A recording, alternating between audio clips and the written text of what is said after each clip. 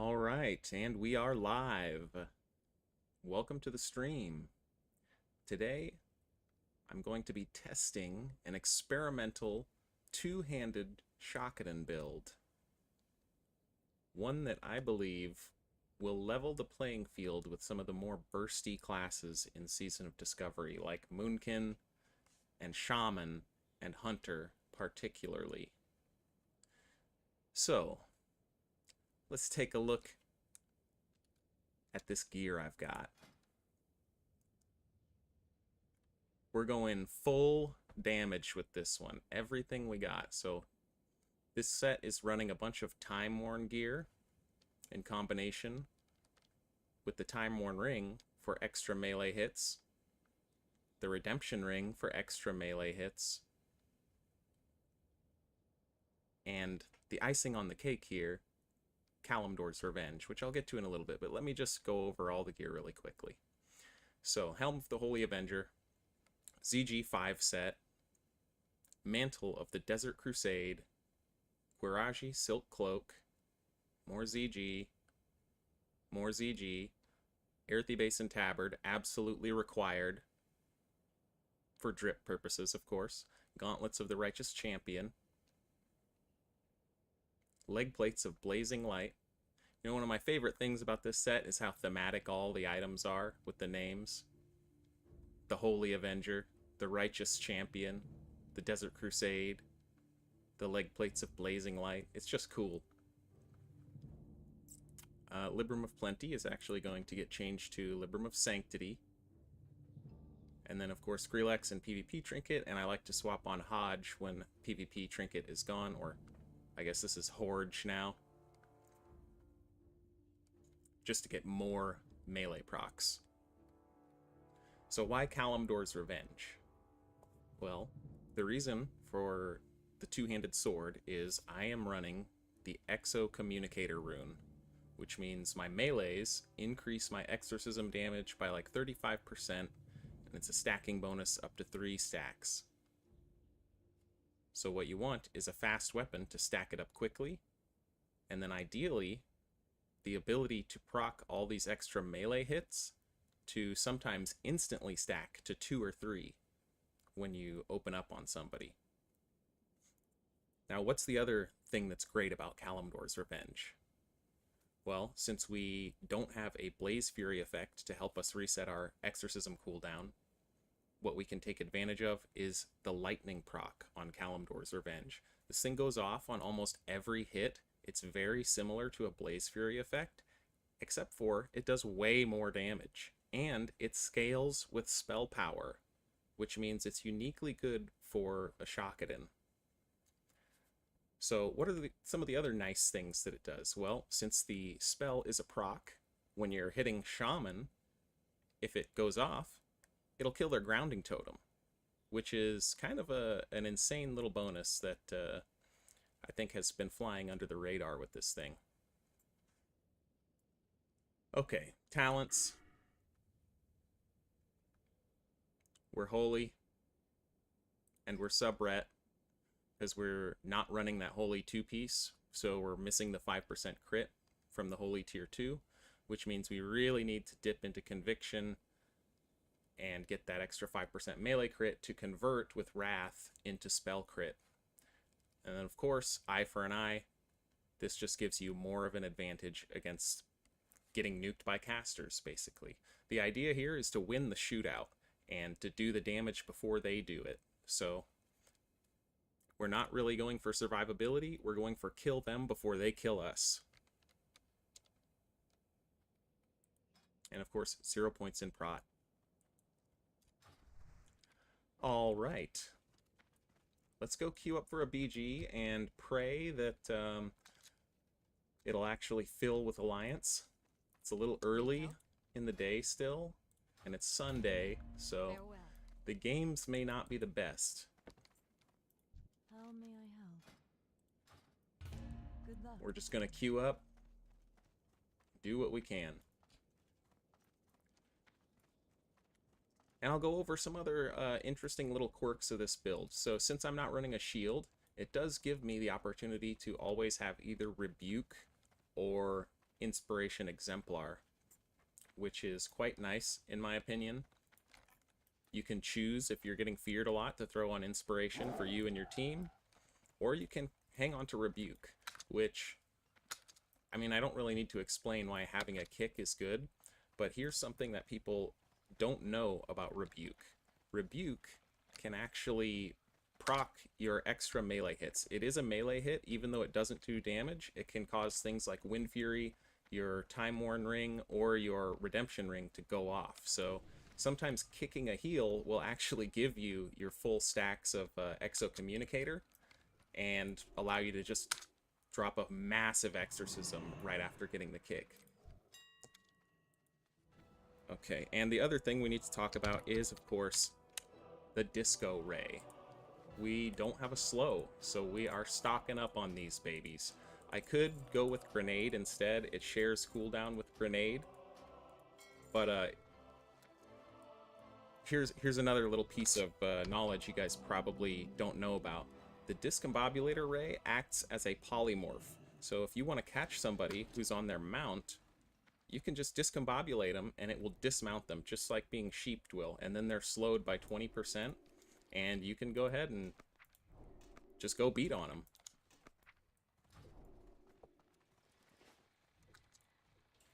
What's going on, brother?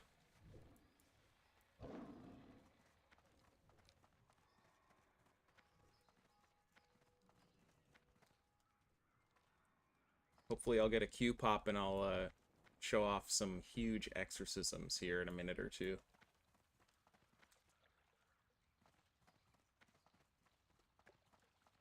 This is a little bit of a glass cannon build. To be honest, it doesn't really feel that bad. I am, of course, running Flask of the Old Gods because I think if you don't put a flask on when they cost 10 gold, you're kind of crazy in Season of Discovery. The damage is just so insane in this game that PvPing without the flask is, even if you do have a lot of HP, it's still, I don't know. I think the flask adds fun gameplay.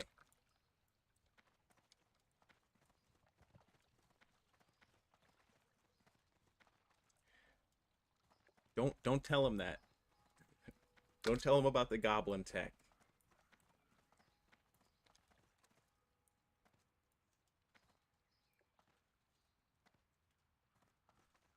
Yeah, every once in a while people will be immune to the Discombobulator Ray.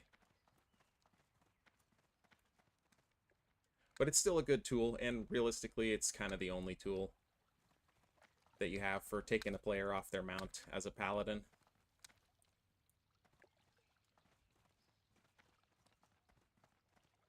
Although I will say, with this build, if you manage to just catch somebody on their mount and get a Hodge on them, if they choose to stay mounted to try to run away, it's more than likely they're gonna die.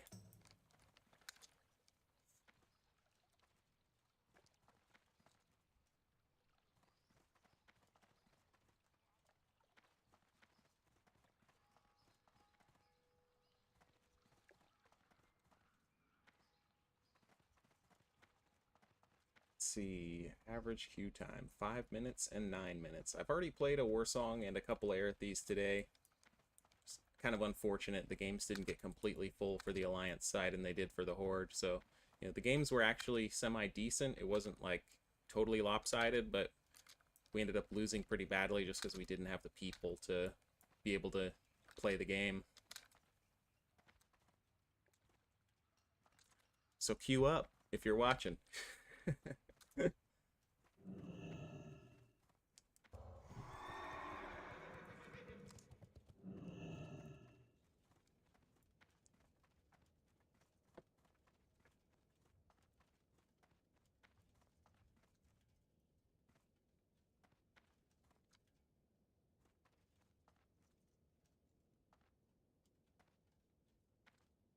Yeah, people sleep on Rebuke and kind of complain about it, right, when they have to kick, but it does have some hidden benefits that are really cool.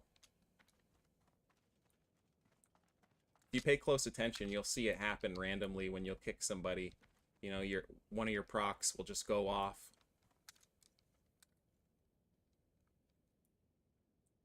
When I played Ret occasionally, it would be really funny when I would have wild strikes. Because you'll cast rebuke thinking, oh, I'm just gonna kick the cast, but then you rebuke him and 3 melees go off and they all crit and the guy dies. This guy's commenting on my eyes.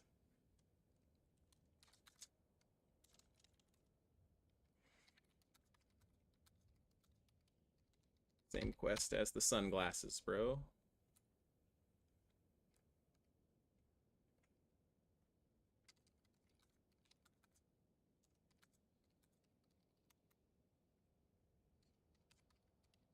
Simonize has the best guide I heard for the secret quest line.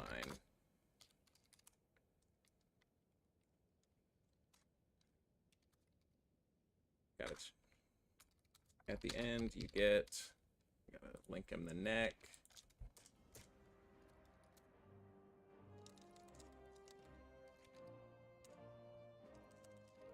That's what makes my eyes glow. I don't know if it can proc Kalimdor's Revenge. I haven't really checked into that part of it. I just know it can proc other melee attacks. It might be kind of interesting if it could proc KR.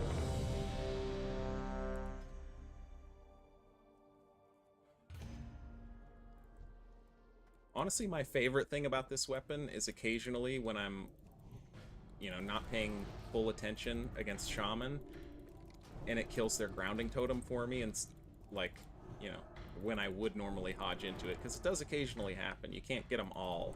Sometimes they just time the grounding totem perfectly.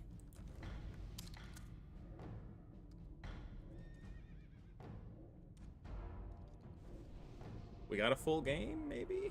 Only a few more need to join here.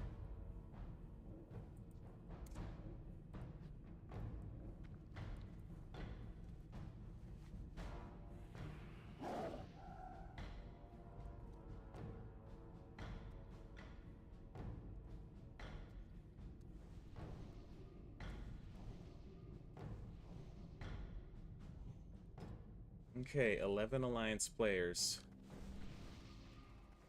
Come on. Get in here, boys. It's gonna be a bad time if we don't fill. Maybe the Alliance really is boycotting Arathi Basin.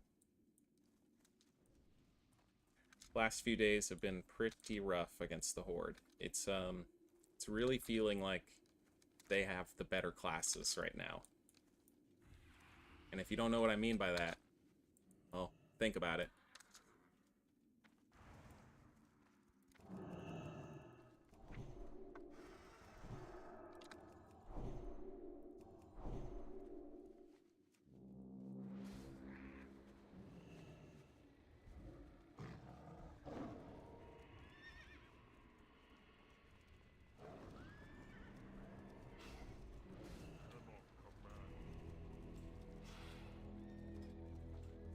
(13v15).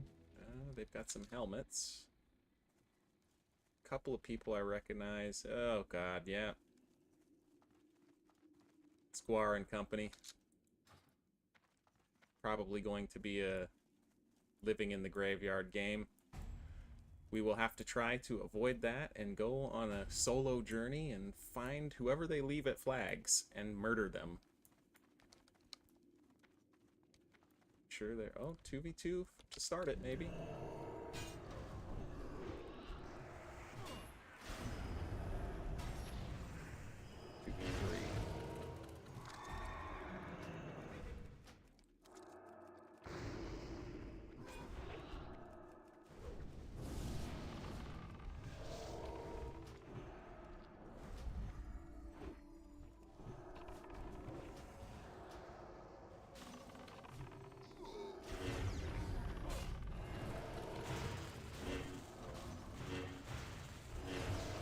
Okay.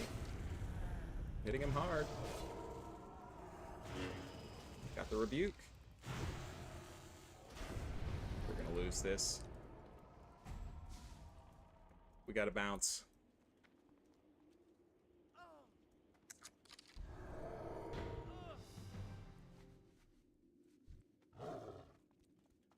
Warrior be warrior. The horde lost over there. Okay.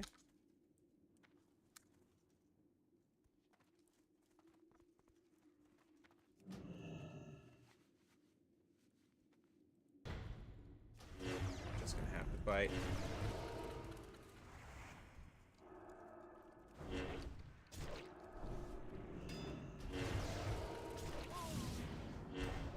Get him out of here, come on.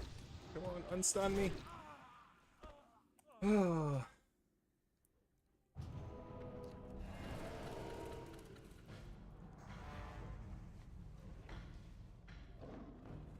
Yeah, I mean, isn't it crazy that Horde can have like an elemental shaman doing amazing DPS in Raid, and Alliance basically have like no equivalent to that? And they get damage and healing on all their gear, and we get just like cringe holy damage only, and then they take one crit off of the gear and call it the same item level with the same stats but one less crit and holy damage instead of healing. It's pretty crazy. Like, if you put the items next to each other and actually compare them, gotta stack off the totem.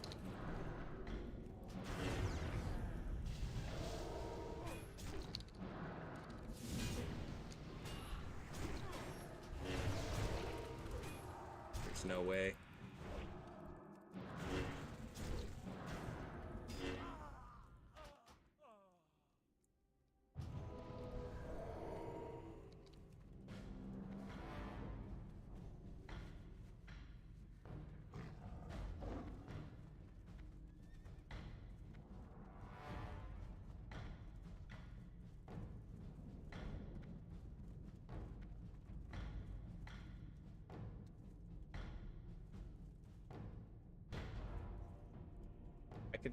I'm confident I could kill any of these Horde in this BG if I could get a 1v1. Or even a half of a 1v1 where, you know, somebody comes in towards, you know, once the fight begins, but... Oh, they're not chasing me. There must be a stealthy here. Someone, somewhere.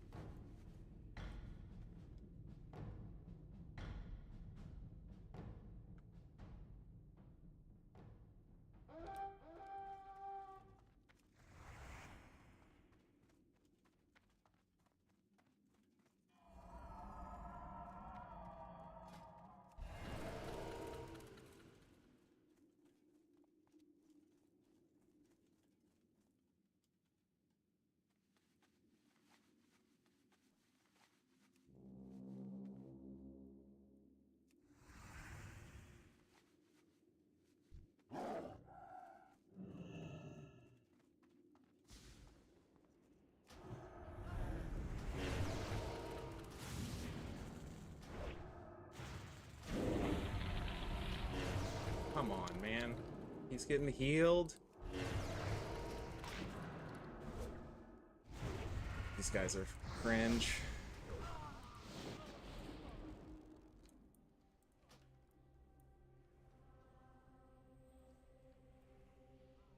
Just gotta wait this one out. It may have to be a world PvP angle today.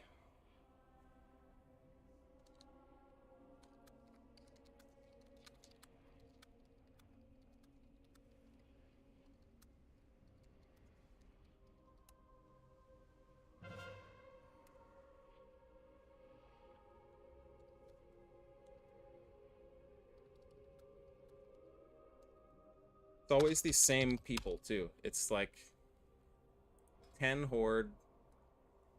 They queue up with a bunch of helmets. They spam consumables.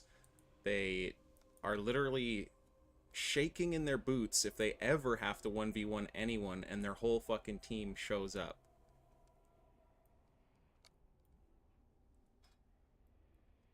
All of these guys. It's pathetic to play the game like this. I'm like 2-time Grand Marshal, ultimate PvP dude, and you know how often I queue with a pre-made and spam consumables against pugs? Never. Because it's never, ever reasonable to do so unless you're in 2005 grinding Grand Marshal in the original honor system. people who play the game like that now are doing it because they have a self-esteem problem. They don't want to have real gameplay. All they want to do is go in and feel like they're the best because the scoreboard looks like this. And they do it over and over, and they do it all day. I mean, the only other explanation is that they're getting paid to do boosts for people for honor, which doesn't make any sense because no one is playing SOD and PvPing and paying for that. So, it's just pathetic individuals.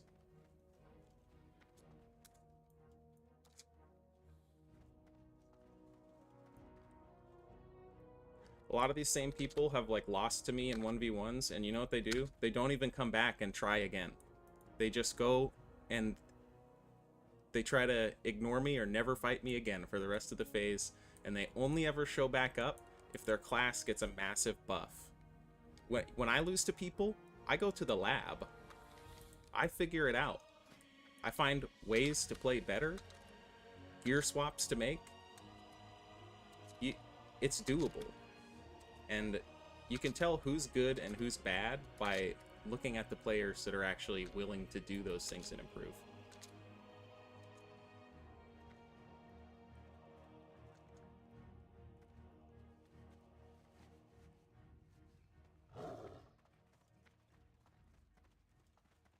I'm just going to be keeping my Warsong queue.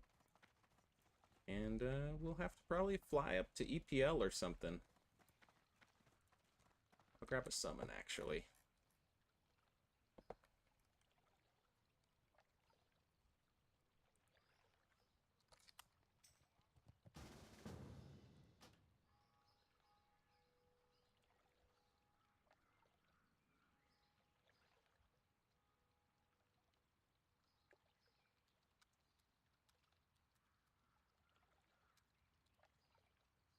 One of them whispered me and said, "Good game." I'm honestly unsure if that's a troll or not.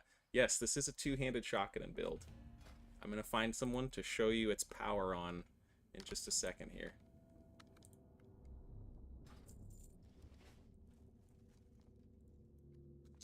I have quite a bit of footage recorded already from some of the other testing, but I just figured why not go live and do the rest of it. And it might be a good example to, you know, for some content for some other stuff too. I mean, obviously you guys can see kind of the dire state of BGs. Okay. Here we go. Let's get my stacks up. 1, 2, 3. Ripping it. That was a Time Worn proc, boys. Gave me the extra 2 stacks there.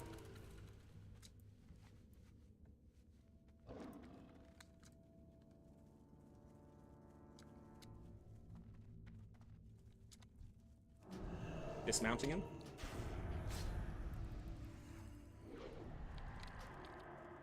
Oh, I should have put on inspiration. No trinket for the fear, but I think I can catch him. Yeah, he's got that mob on him. How do I get this guy too while we're at it?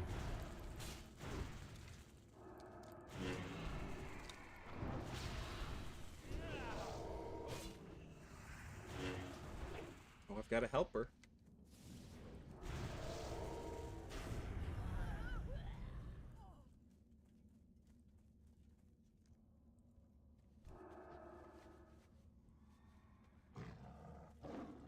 Kalimdor's Revenge, actually, it reminds me a little bit. It's not as powerful, you know, not even close, really, but it reminds me a little bit of playing with Sunlight. Oh. I don't know if I can get to this guy. Is that a slow mount? Should I kill him? Yeah, the Nitro Belt is pretty awesome. I was a little skeptical of it at first, having something like that in Classic, but, you know, at this point, SOD is just, it is what it is. Should I let him go? I think I'm gonna. I don't really like killing slow mount people because their journey's already long enough. Whoa! Get off your mount. He's dead.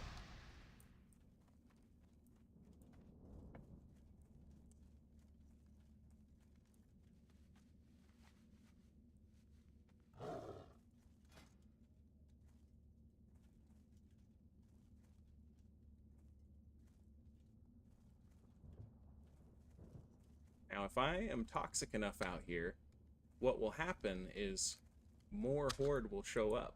Just you guys watch. This is a unique trait of the horde that the Alliance don't have, which is that if you start ganking a bunch of them, more horde will show up to stop you.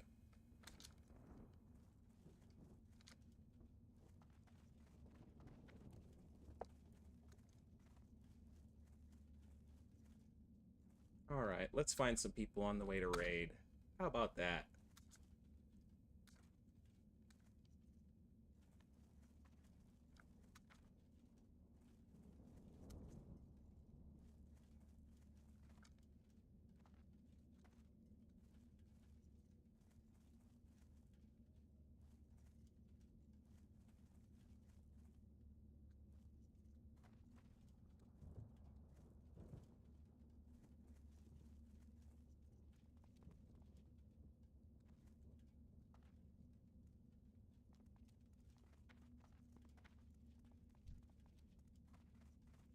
It's another slow mount haver.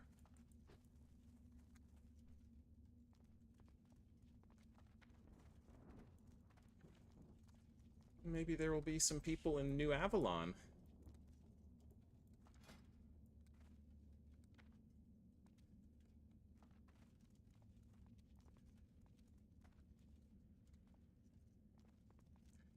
Yep, I did Konsu on this guy. I got one more paladin to do. Oh, this could be a 2v1. Let's just try it. See if the hunter will help his friend. I don't think he's going to. Well, it is what it is.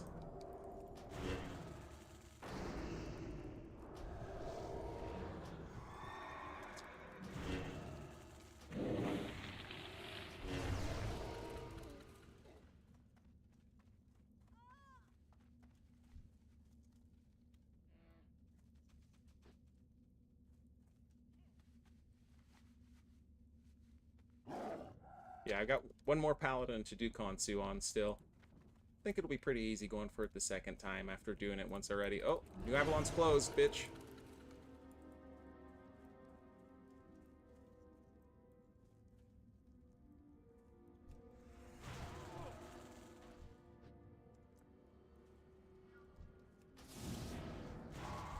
Closed, I said. Dismounted him? The big ol' exo crit?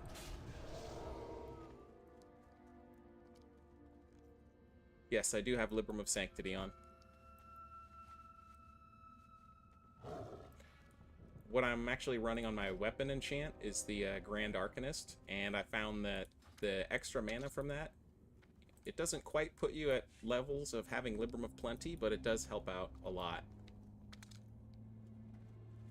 And one nice thing about that enchant is that your Consecrate counts as a spell hit on each target on the initial cast. So if you're consecrating a bunch of targets, there's a good chance that the enchant will go off and drastically reduce the cost of your consecration.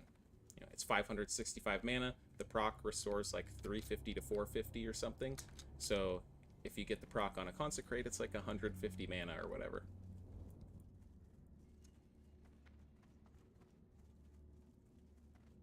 Also, you're not getting mana back from Libram of Plenty when you're at range, which oftentimes you are as shockadin, and so having the ability to proc some mana from your ranged spells is... it's good. I wouldn't say it's overpowered or necessary for the build or anything like that, but it's pretty good.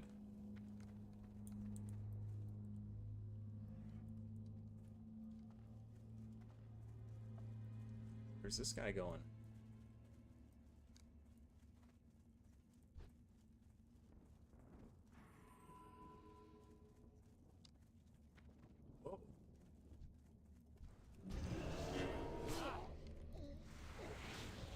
Battle.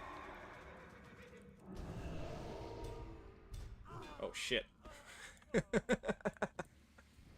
was too close to the guard. Yes, this build is viable with Truthbearer. I would say that Kalimdor's Revenge and Truthbearer would be the two BIS weapons for a two-handed shockadin. Simply because Truthbearer has that haste proc, which is going to just naturally get you faster stacks, and it also has the holy damage to help reset your exos.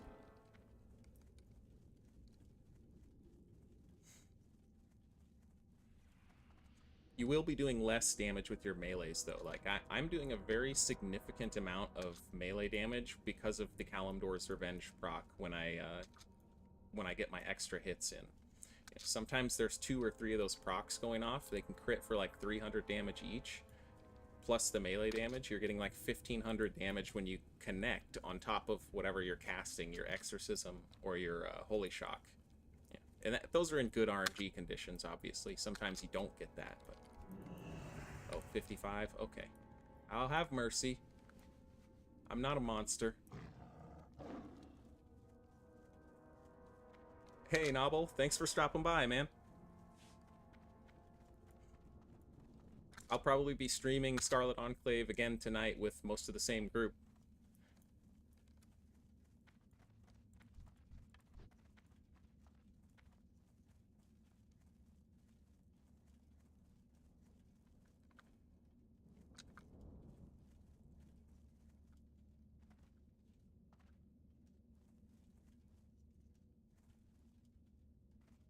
Yes, I am going to post this build. So the stacks that I'm referring to have to do with Exo Communicator, the shoulder enchant. So let me pull it up really quickly, just so that we can all look at it together. Go to AQ, and find one of the tokens. Dominance. Your basic attacks with two-handed melee weapons increase the damage of your next Exorcism cast within 20 seconds by 35%, stacking up to 3 times. So those are the stacks that I'm referring to. So every time that I'm connecting with my melee, I get 1 stack. And I actually have this little weak aura right next to my mana bar that you can see. That's showing me how many stacks I have.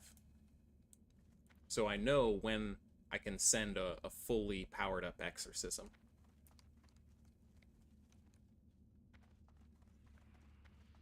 Yeah, Nobble, I wish I had enough of the irons to get through it this week, but I think I'm going to be short unless I get some amazing RNG. I'm looking forward to whoever does get them, though, so they can reveal the rest of the quest line, and I'm sure there's probably going to be like some cool cutscenes and other little mini quests or new zones you get teleported to and things like that.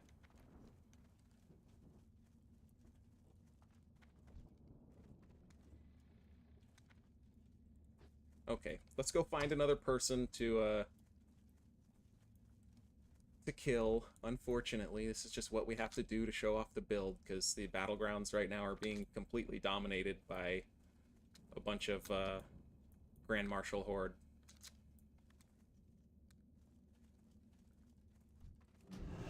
Off the mount. Thank you. Alright, I'll stack it up. 1.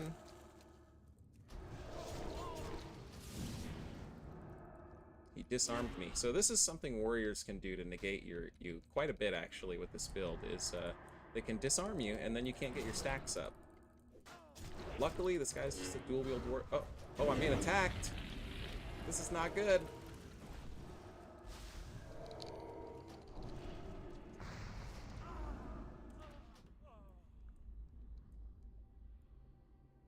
I definitely could have killed them if I hadn't just used my wings for the big hit on the warrior.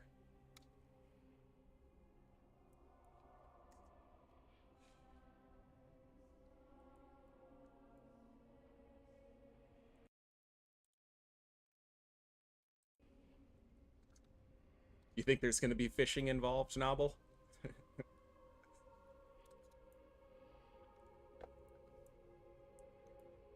I think I only ever got mine up to like 250. I might have to level it a little bit more, just in case.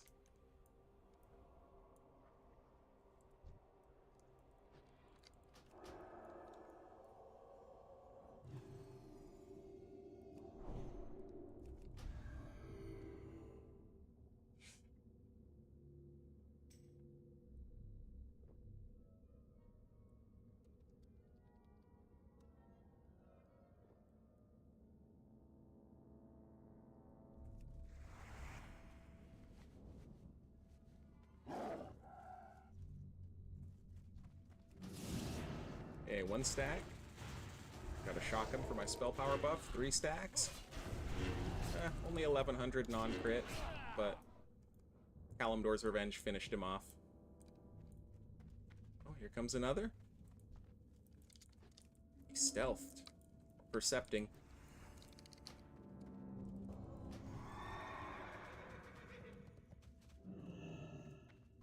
Oh, what's going on here?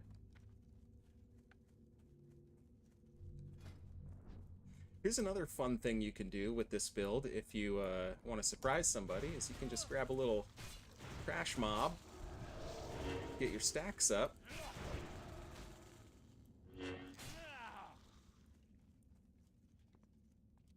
get off the mount, please.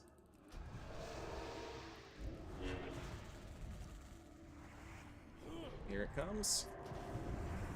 Only 900? Man, not bad luck. No crits there. I didn't have Grelex up.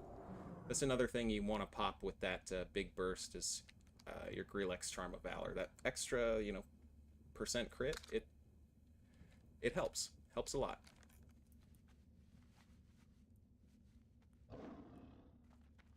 Thanks, Novel. Good luck with your video, man. Looking forward to it.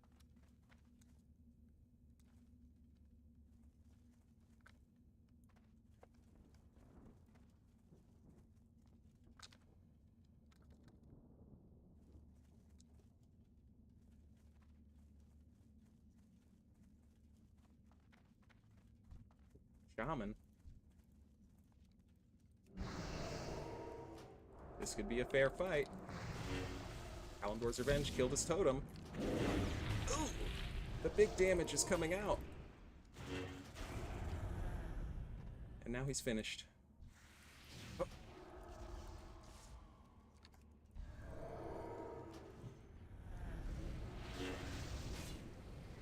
Did I dodge the stomp? No. The RNG got us. Can't win them all. It was close, though. I think if I would have had a health potion. You know what? Actually, I could have won it. I had limited or living action potion. I could have used it on the stun and just finished him. I'm a bad player.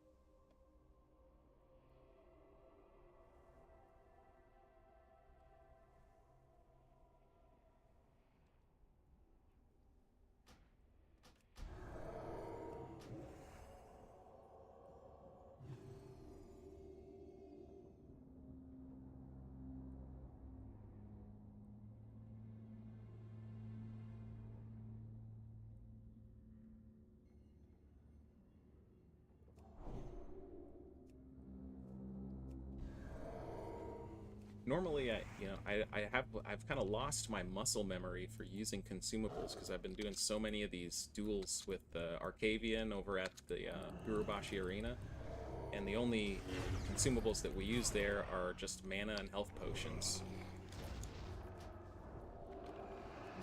So it's like not in my brain ingrained like it used to be. But out here in the real world, you know, this is the Wild West. There's no reason not to pop consumables, especially because somebody else can show up at any time, and the consumables are how you level the playing field.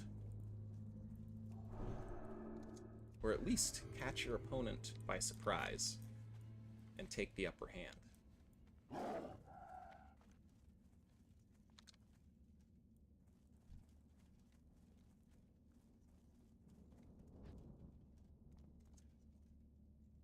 Will I be streaming Raid tonight? Yes, I am planning on streaming Raid tonight.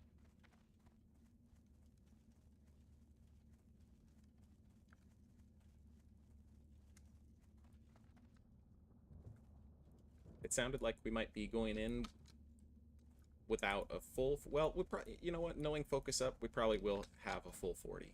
The dude's a recruiting monster.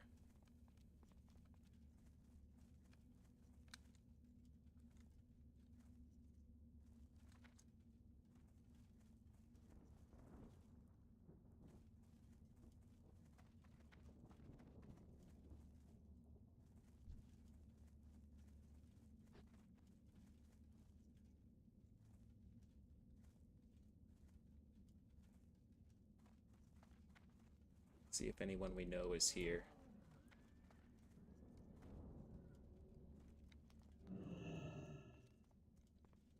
Doesn't look like it.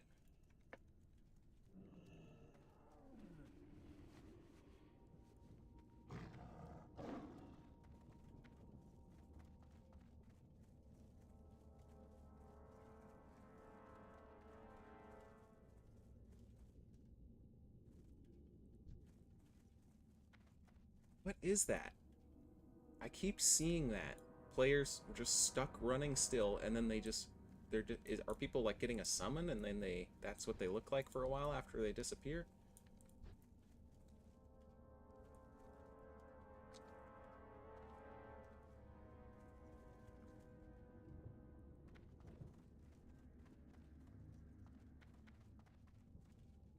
Heading up towards Nax to see if I can catch any horde.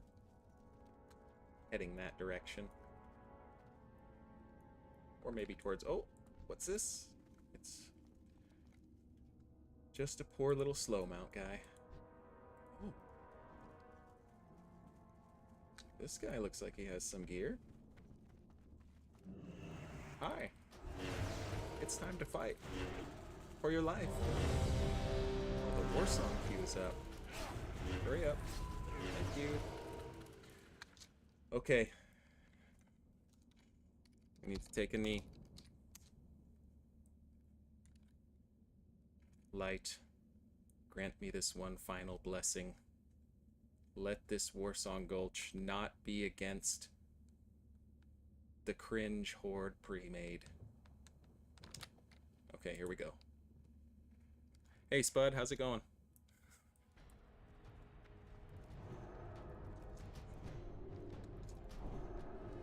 Let's see if we can actually fill this match.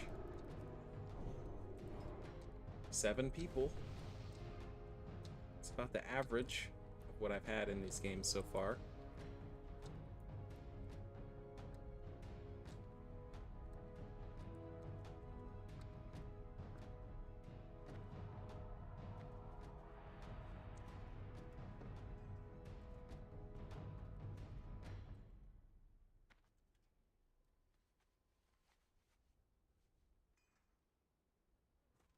Weapon skill, huh? Did you get something new?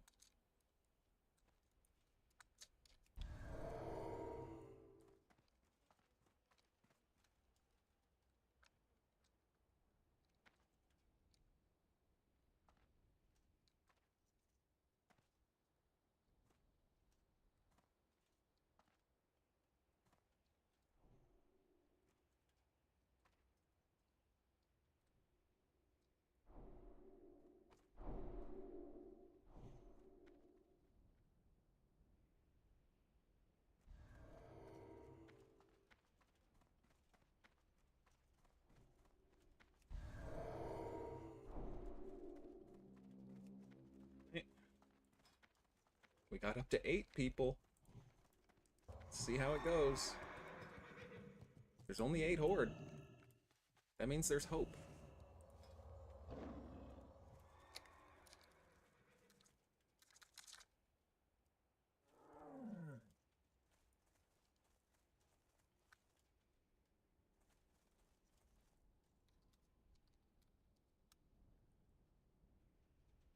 Where the team at? Where the team at? Okay, come on, boys.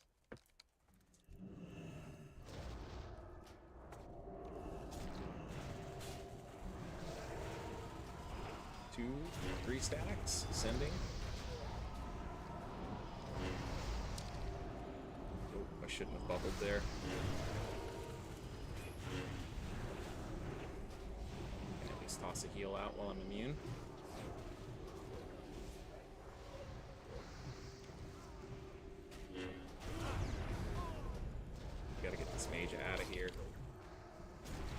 Pronto. He's dead. Very nice. Very nice. This could be a good game.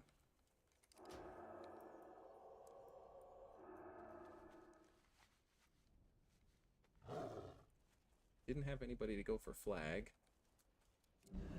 Probably because there's only 8 of us. Now it's looking grim because we're recovering from the battle still and they're already up.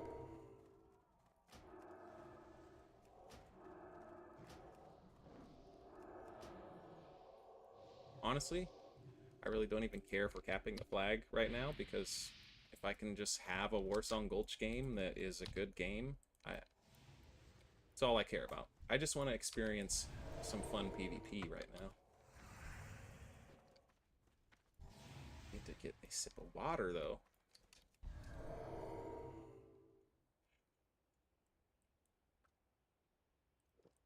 Okay.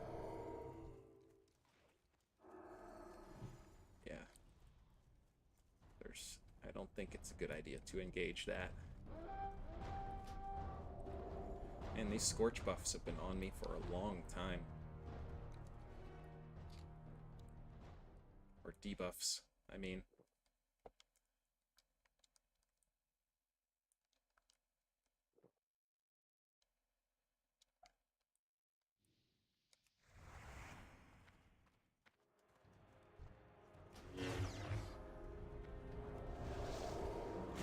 It's accidentally trinketed for no reason there, but should be okay.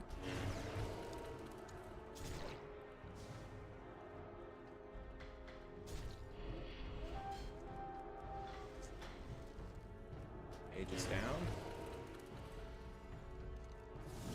Stop that lava burst. 2, 3 stacks. Big dam. Holy shit! 2,700?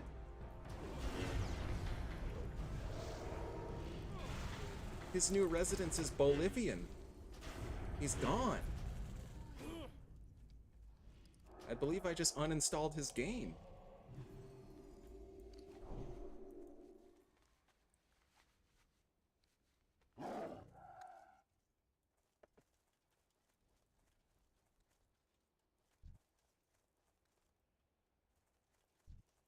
This guy has berserking too. I can hit him really hard now.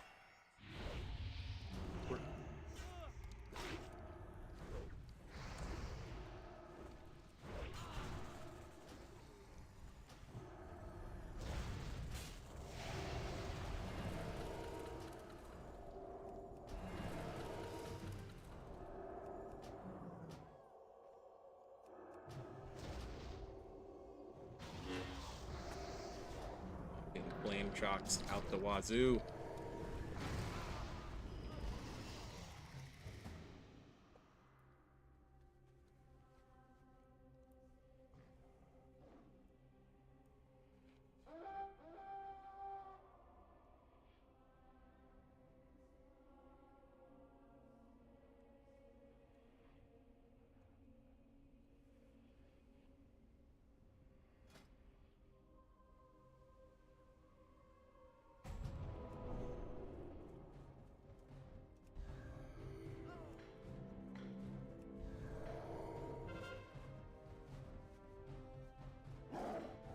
We have abducted our flag.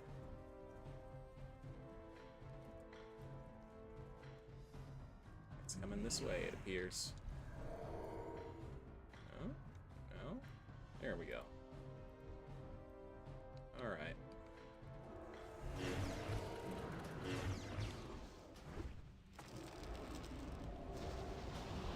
Get these wolves out of here. Without getting murdered by the shaman, putting 3 flame chocks on us. Holy shit!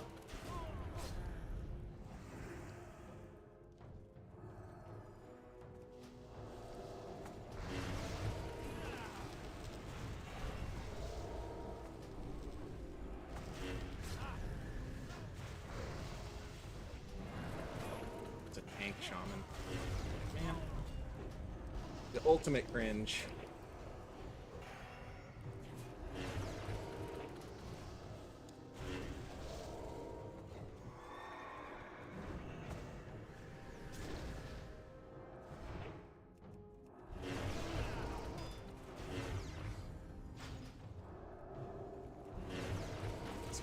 difficult to get this guy out of here. Stop the heal.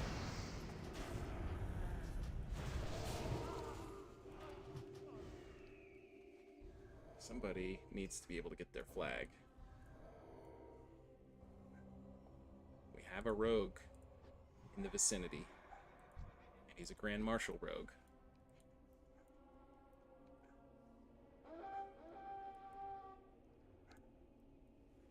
I think the play here is to immediately assist him.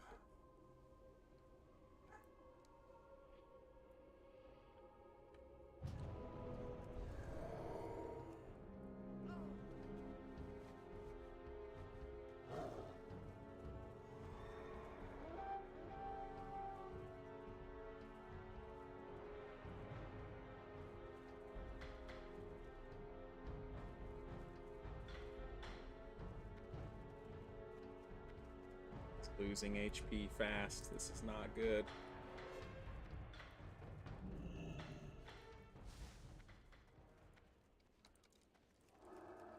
Where is he?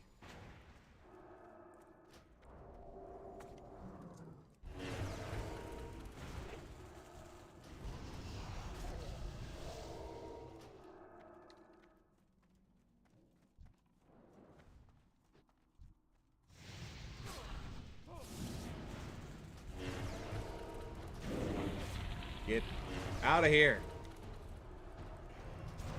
Gotta kill the shaman now.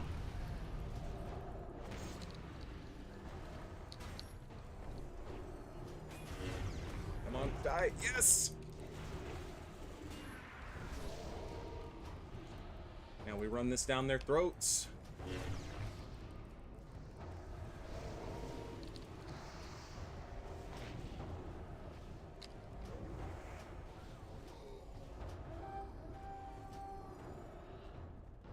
No, don't run away from us, dude. No.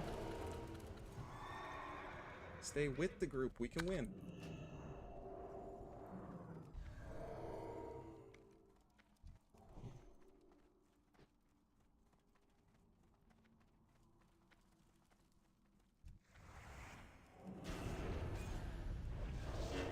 Gotta murder them all as fast as possible.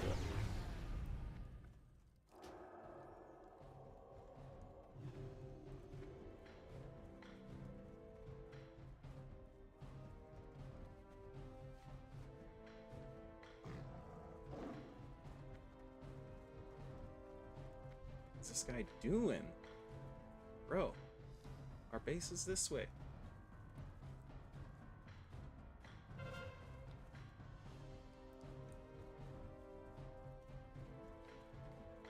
Tank Shaman's got it again. Okay. How convenient. The berserking is up.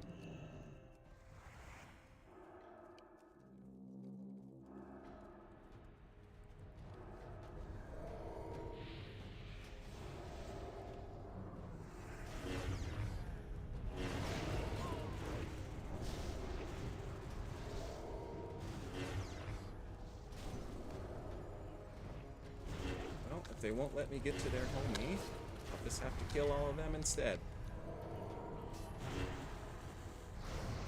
Oh, he's right here. Silly of me. Take the druid out.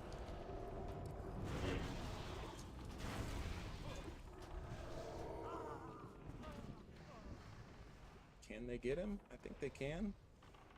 Oh yeah, he's going down. Very nice. Nice work, boys.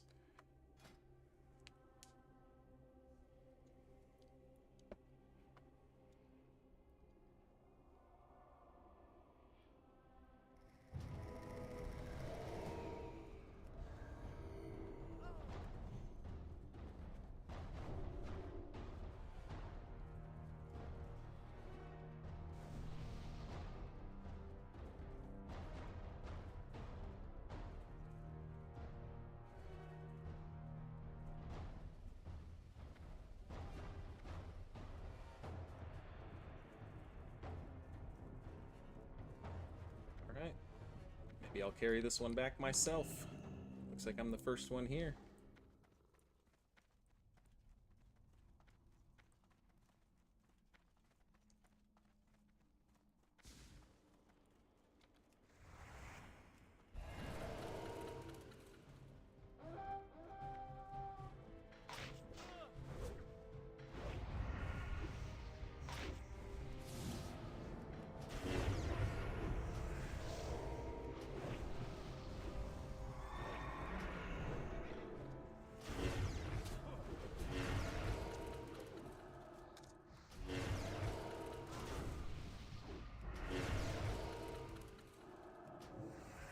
did I lose the flag? What did I do to...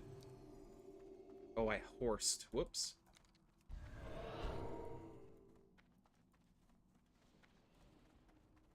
Hey, Raz. Happy 420, bro. Hope you're celebrating. Oh, yikes.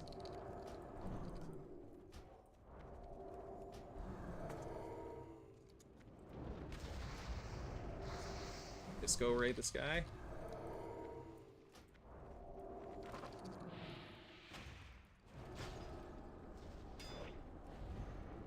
Bubble cancel flag pick. Still can't. Oh my god, come on. What do they want to drag this out for?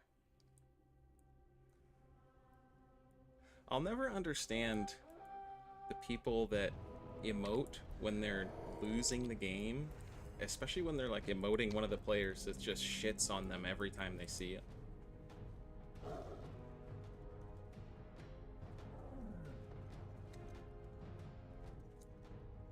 I don't think I bopped now, because my cooldown's at 2 minutes and it's a 5-minute CD right now. It's just the steed makes you drop flag. I always forget about that.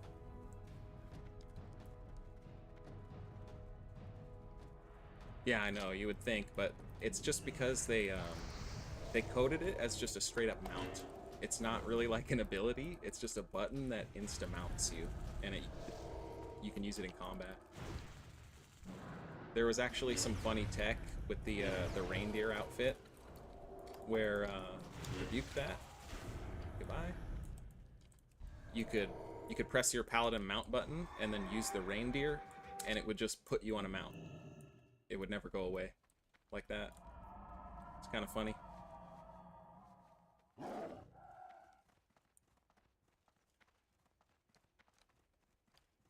Rogue's coming down the pipe with the flag. It's angry other rogue chasing him. Experiencing the boomkin stunnage of RNG hell. This guy just... He was thinking about whether he even wanted to keep going.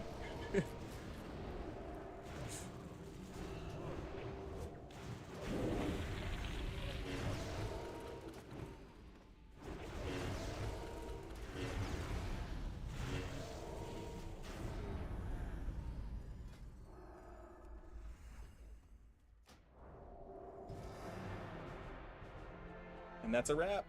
Oh man, that felt good. You know, there's nothing quite like a decent Warsong Gulch. Check this out, Raz. My weapon, Kalimdor's Revenge, since it has this nature damage proc, it actually just insta-kills Grounding Totem. So as long as I'm meleeing the shaman, the proc from my weapon will just go to the totem and destroy it.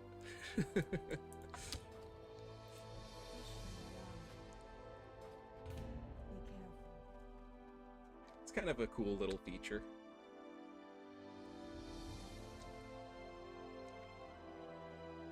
But yeah, I agree. SOD PvP is it's something else.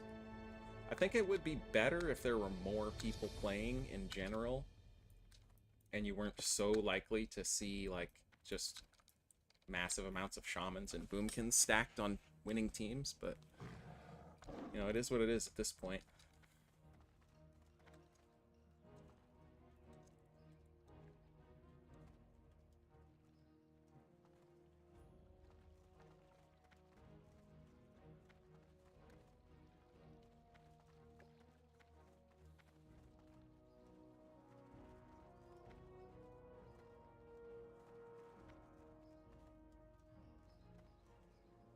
Alright, I think it's back up to the Plague Lands then.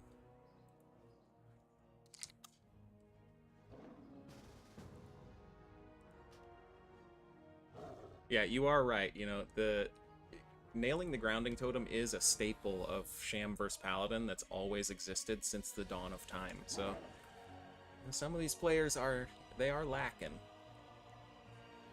That's just what you get in BGs. Not everybody's gonna press the right buttons at the right time. Shit, even I don't. You saw I dropped the flag with my steed.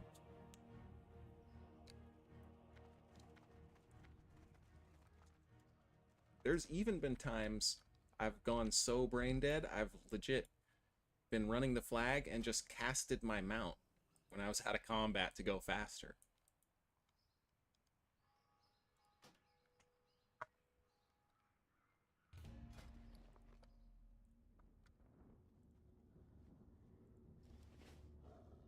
And then, of course, you know, the flag gets dropped, and then there's a big noise and a notification. Everyone in the battleground looks at you. They're like, what are you doing, bro?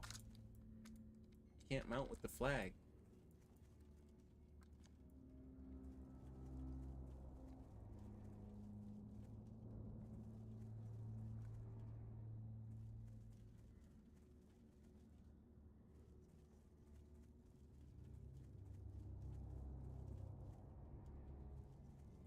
Oh. What is happening up here? This looks like a large oh, they're probably being boosted. Or maybe not. I don't see a booster. What are they doing?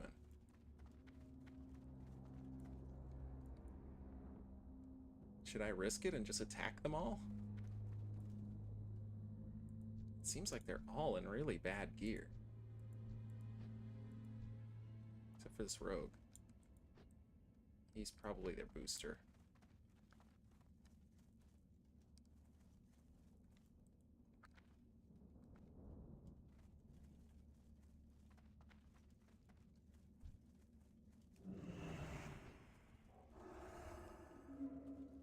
Found him.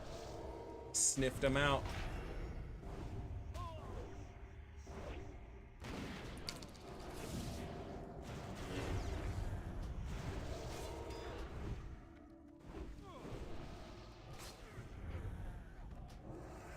Got it done.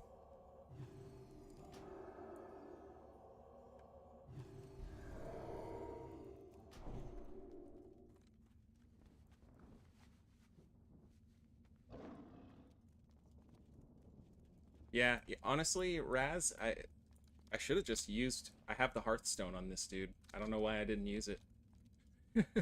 Yeah, no banish.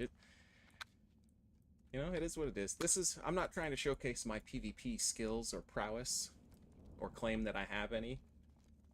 I just want to get some footage of how powerful this two-hand shockadin build is that I'm experimenting with right now. And so far, I think it's proving quite powerful.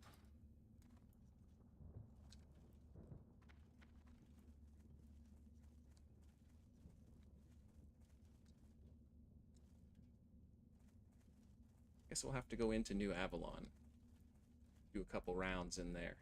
Check the neighborhood out. Make sure the Scarlets aren't being bothered by those horde filth.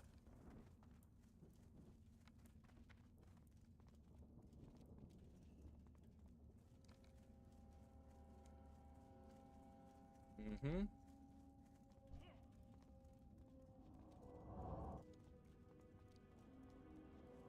Alright. Everything seems to check out in here.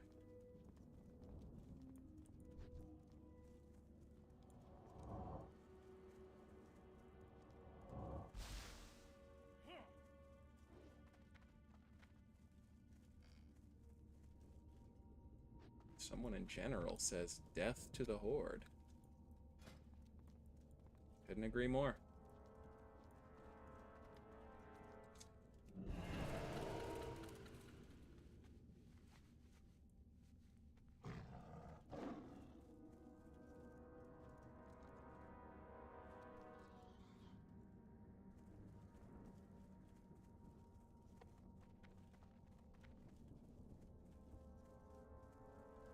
Alright.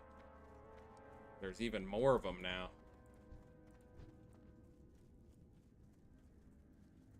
My trigger finger is feeling itchy. I think we're gonna go for it. Let me get 3 stacks going here. I know I can kill at least 1 or 2 of these guys.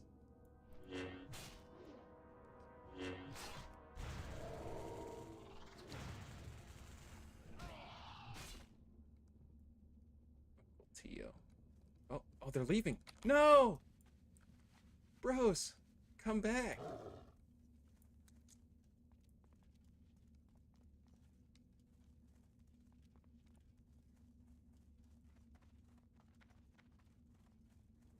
Wow. Saddest day of my life.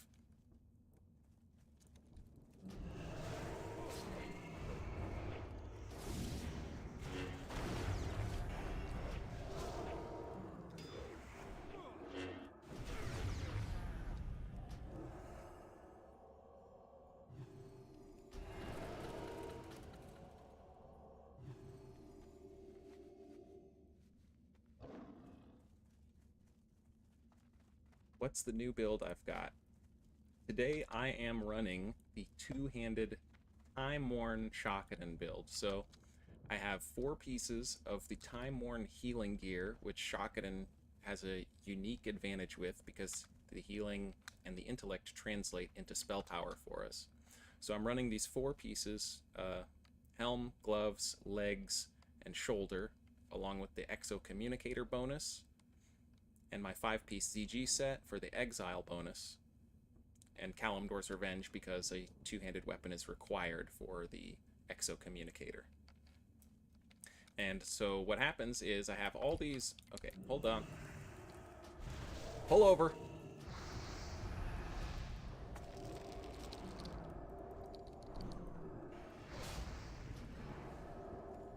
He's gonna cast something big if he lives, but he won't. So basically what I'm doing is I'm using the time-worn melee hit ring and all those time-worn pieces for the extra chance to proc stuff, along with my tier 3 ret ring. Ooh. They just have no HP, dude.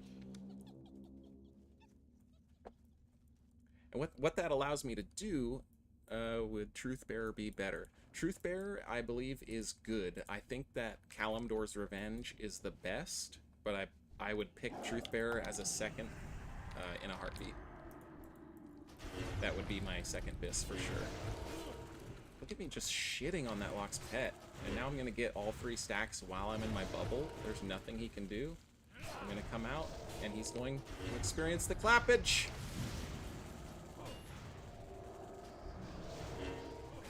Just like this guy.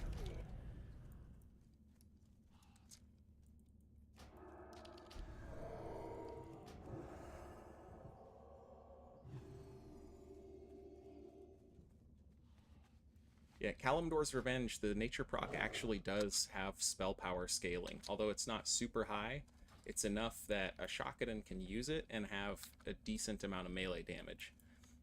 The other thing is that because it procs so often, almost every single melee hit, it's basically acting like... What are you doing, bro? Why would you choose this?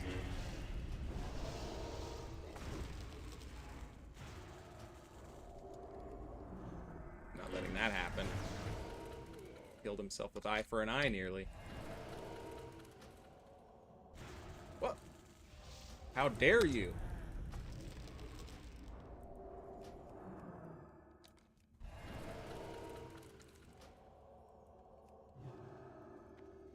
I have to move out of this vicinity. These guys are resurrecting pretty quick.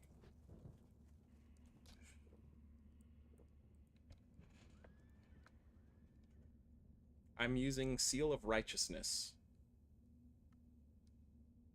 Just purely for 1, for damage, 2, for the chance to reset my exorcism, and 3, because it increases the chance of Kalimdor's Revenge proccing.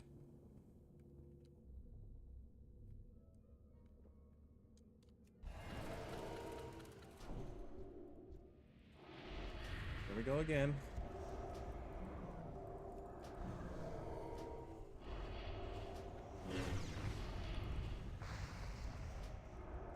They might actually kill me this time.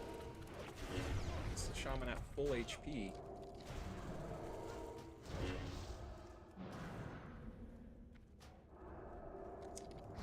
Yep. Not much we could do there. No cooldowns to pop. I guess I could have, I don't know, 2 seconds on belt. Couldn't have belted away.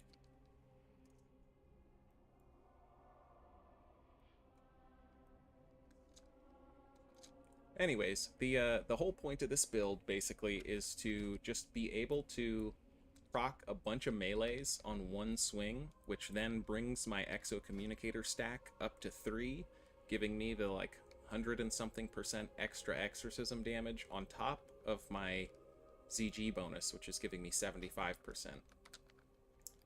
So it's almost like a builder spender, but sometimes you get all of your builders right on the first hit. These guys want to try to camp now. I mean, they were the ones attacking me over and over.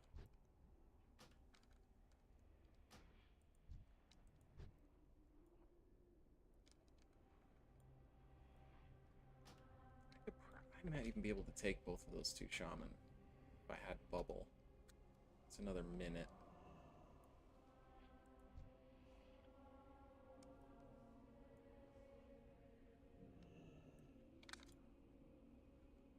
Okay, they're both dismounted. It's my opportunity to make an escape. Shit.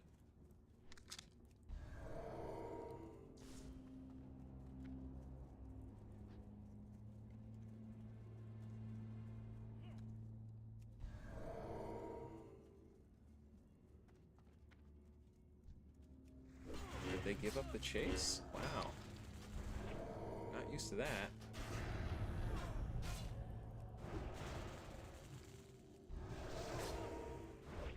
I do have some plans to try to implement the T4 bonus once I get it. So we'll see if I'm lucky enough this week to get the pieces. I have one already, but it's a chest piece, so it's not really, wouldn't really work with this build because I need my ZG chest. So I will get the 3 fragments on reset, and then if I could get one more piece from the raid, that would allow me to probably play it in PvP. Dismounting him. Oh no, he's getting close to the Scarlets.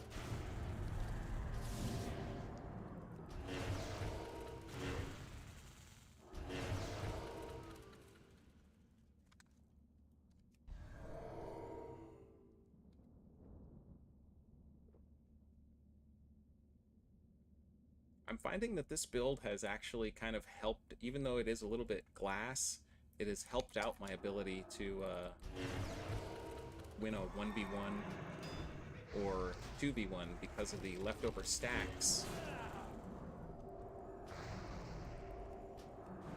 of Exo Communicator. Yeah. If you're a tank and you PvP, you should delete your account. That's what I think. By the way. I know no one asked. But that's just the way it is. This guy again? Bro, you put Curse of Wreck on me. Why would you fear me? What are you doing? Stop this! This madness! I hope it was worth it. I could have bubbled. Oh man. That lock is something else. Kudos to him. He's trying. You gotta respect that.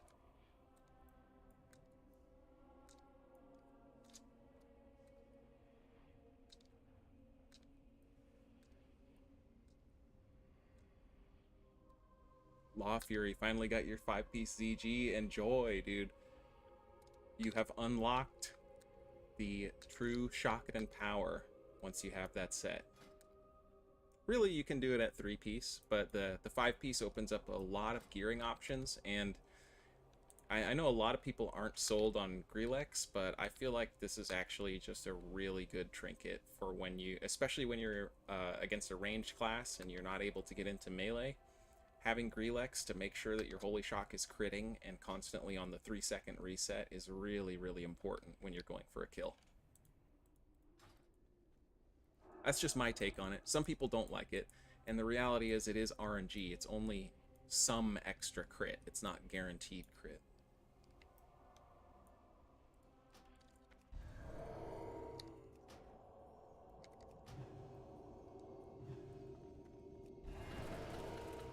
Will he res and attack me at low HP again? Only time will tell.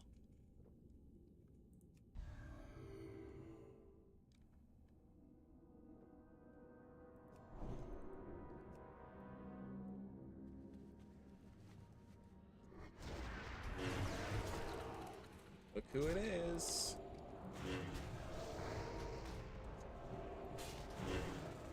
One wolf's gone. Two wolf gone.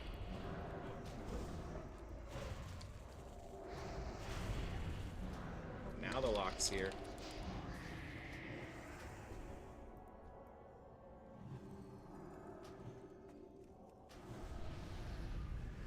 This is more than I'm willing to let you have.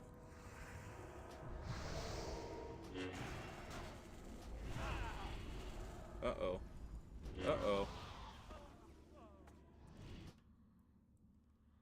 Maybe I should have just healed myself all the way up. I probably would have killed them both. Need my Warsong Q to pop, man. I'm trying to get back to the Gulch.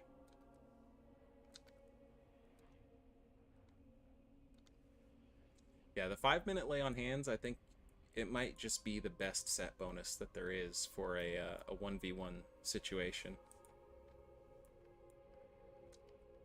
You can, like, completely throw the first half of a match and save yourself with that 5-minute lay if you have the bonus.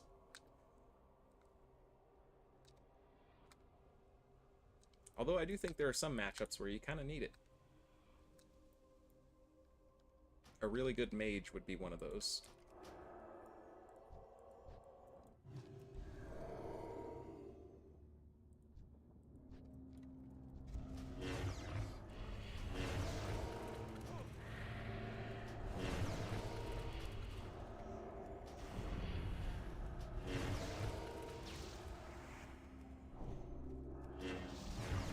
Again.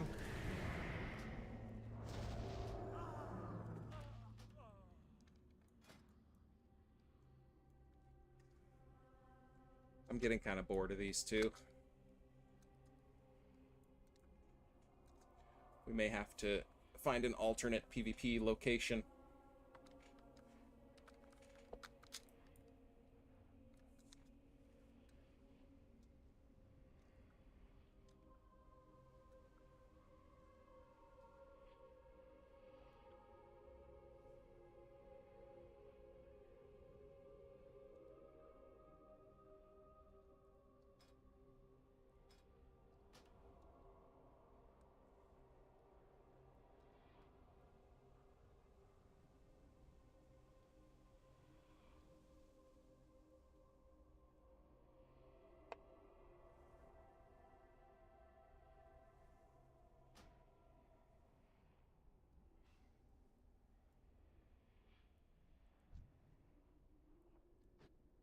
Are they still here?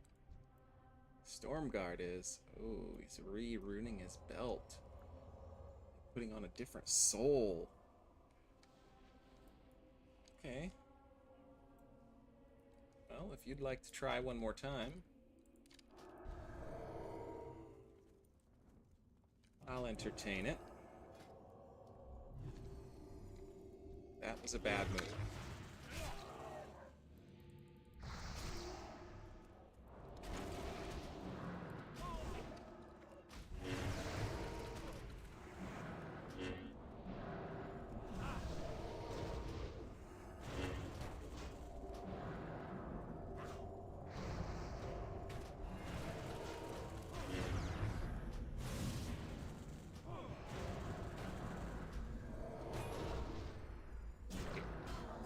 Warrior shows up to ruin it. Can I escape?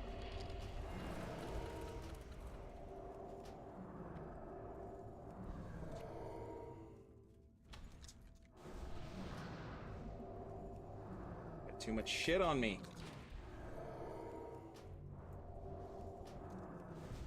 Oh, mother... God damn it.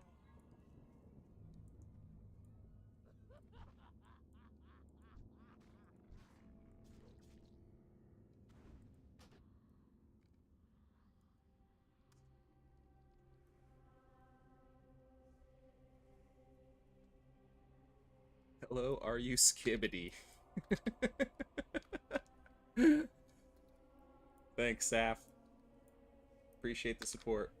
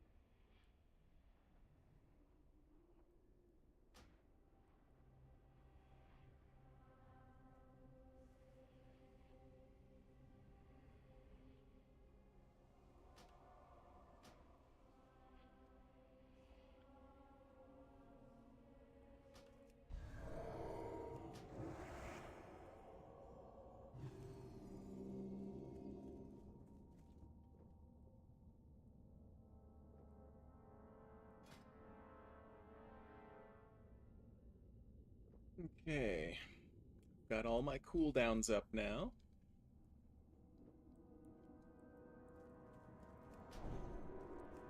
Let's go see if this guy's still around to play with.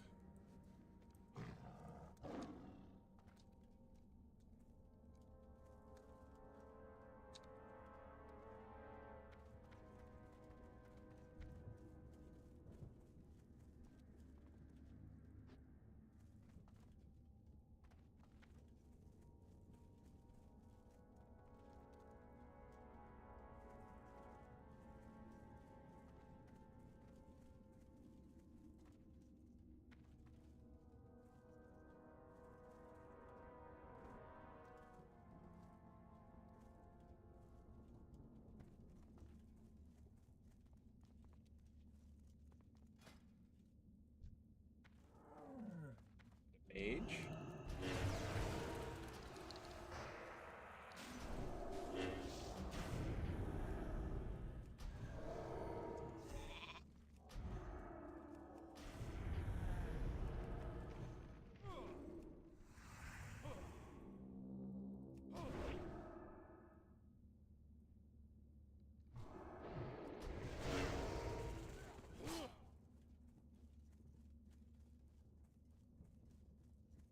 Mm-hmm.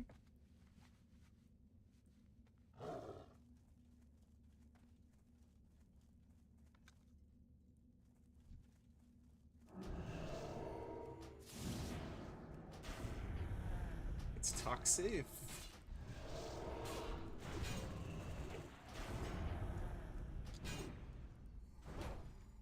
Ooh, I don't have any cooldowns. This could have been a mistake. This could have been a mistake. In fact, looks like it is.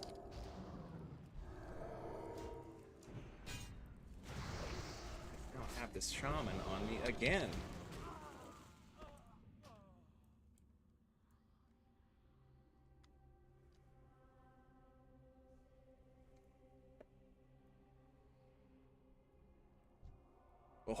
Oh, he's about to get it. Can he escape the guards? I don't think he can. Oh, here they go. Oh, I don't get to watch him finish it. They're coming back now, so I'm assuming he's dead.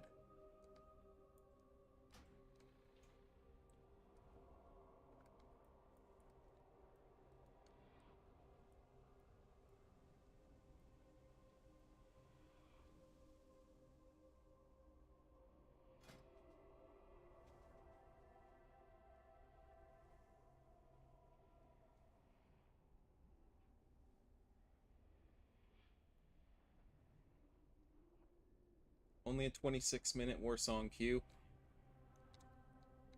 It is the bonus weekend, by the way.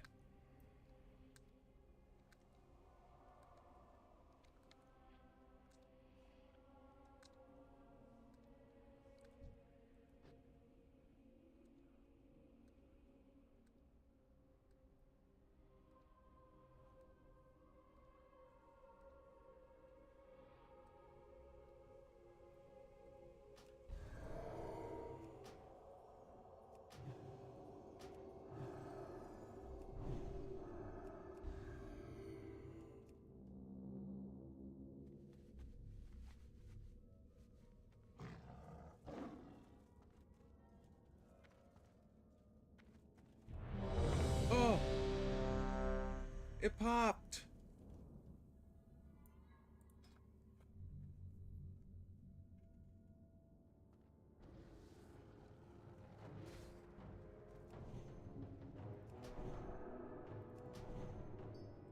Now, we have to pray for the game to fill. We need more people. There's currently 3 alliance in this game. Where's everybody at? Why did it even open the lobby? I guess people must have not taken the queue. And that's why the lobby opened.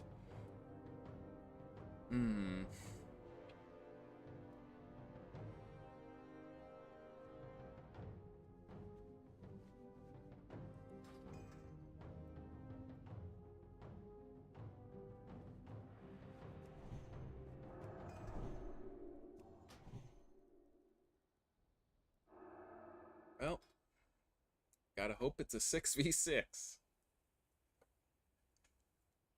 Yeah, true, it is Easter weekend.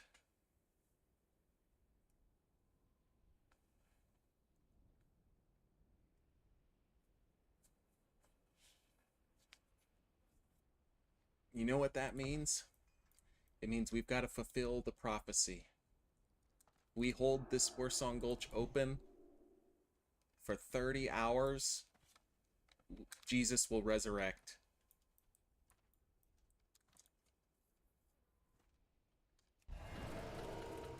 We just have to hold this Warsong until Easter is over in every time zone on the planet.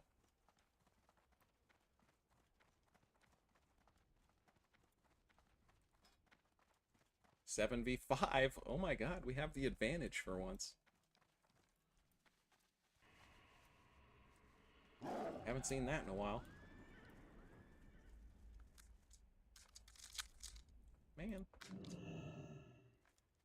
We've scuffed the jump. How embarrassing.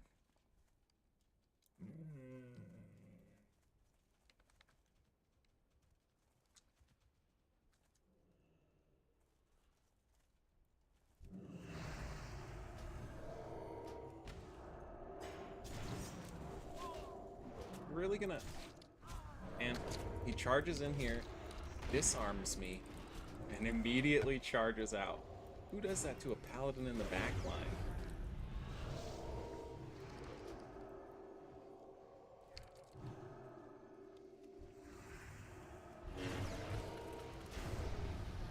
Alright, boys. Simmer down.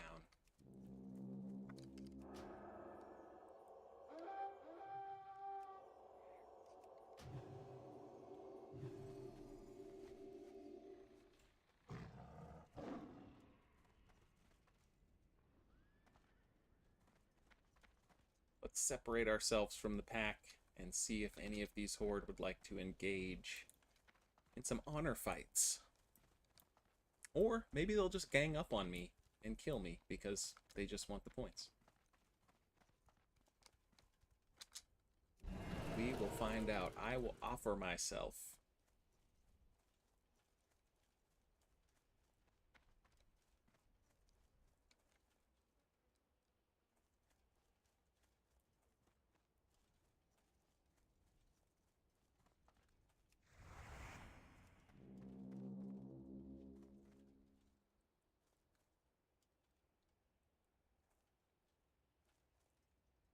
Tell me they're not resin. Alright, mother. I choose you.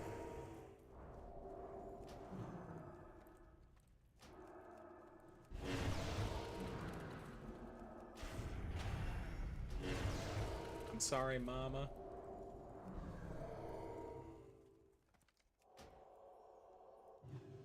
But that was an honorable effort. A good try.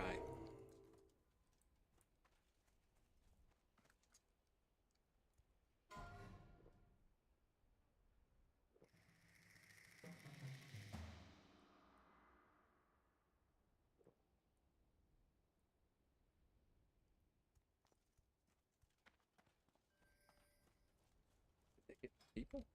No. What do I need to regroup for?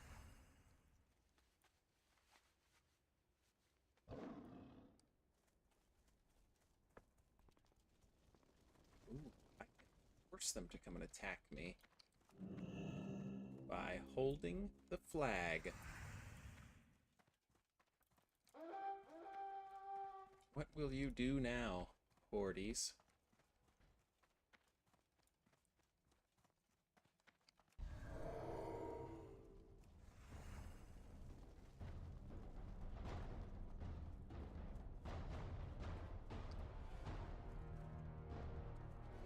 Now that I have the flag, I could hold on to this until the end of Easter.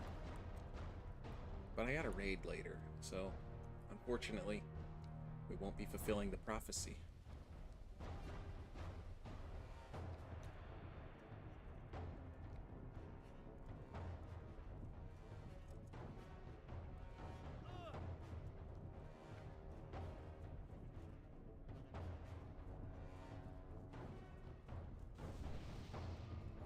Yeah, it looks like they gave up.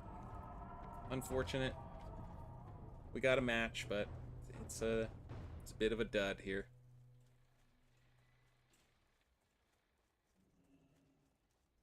Playing Warsong Gulch on auto run with hands off the keyboard.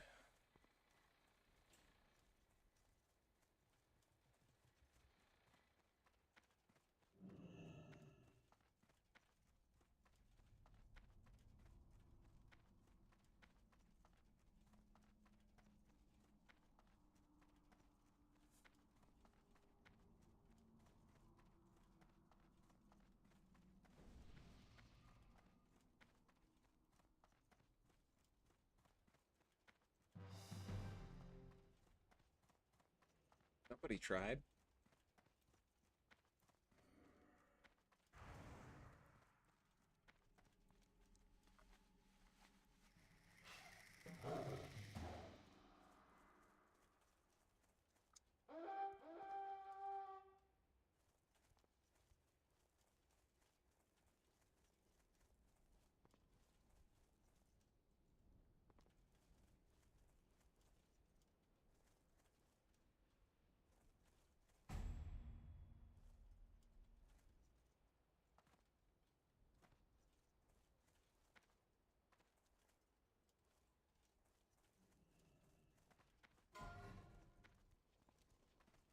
Regroup. I mean, do we really need to? Where the horde even at? I haven't seen one. Oh, there he is. There's the one guy who's still here.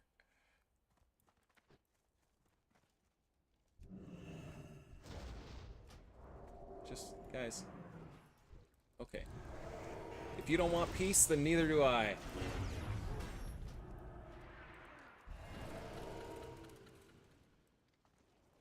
I'm gonna let the warrior die. He's a Grand Marshal. He can handle 2 shitters. If he can't, well, you know what? At least they can have a little bit of honor. It's not the end of the world. I'm not like the cringe horde pre-mades that freak out if they happen to see a 1v1 going on and have to jump in, even though they have a Grand Marshal helmet to get more honor.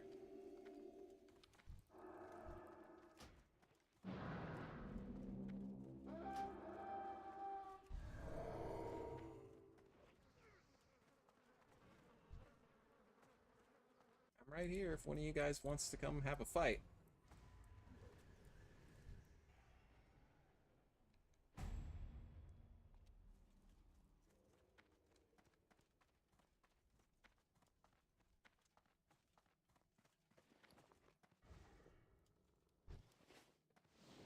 Let's just see what he does. We're gonna RP in on him.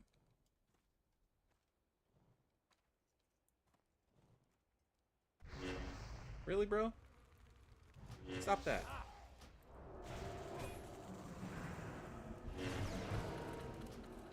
I should stop RP walking, huh?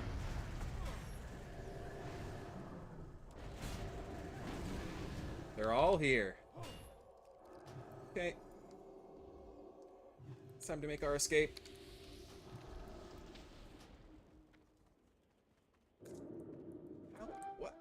kind of... Oh, it's TJ.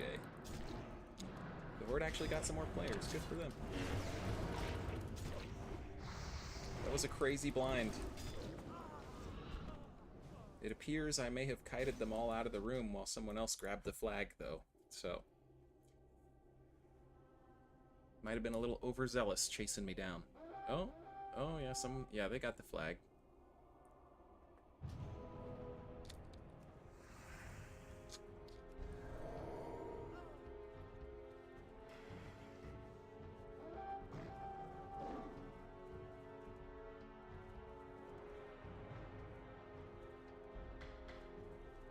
Bobby McFerrell.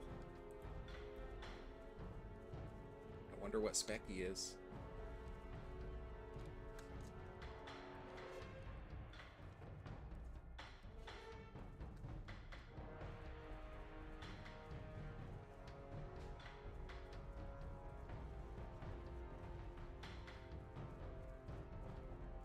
Raz, if you're still here, maybe you can answer this question for me.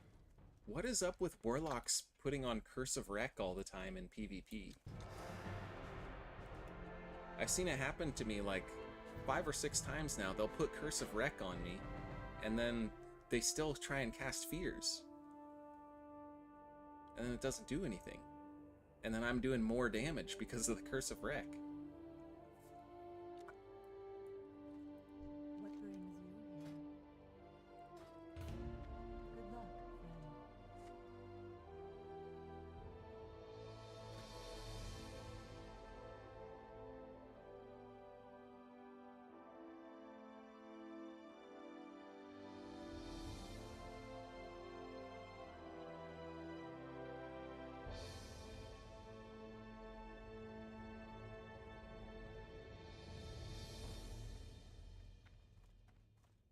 Where should we go this time? Is it worth trying another Erethy Basin? I'm pretty sus about it, not gonna lie.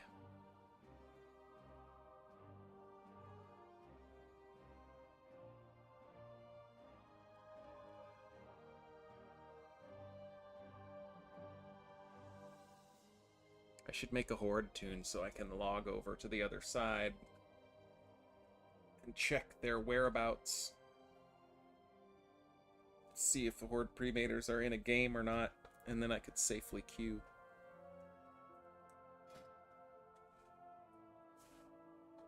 That said, I'll BRB.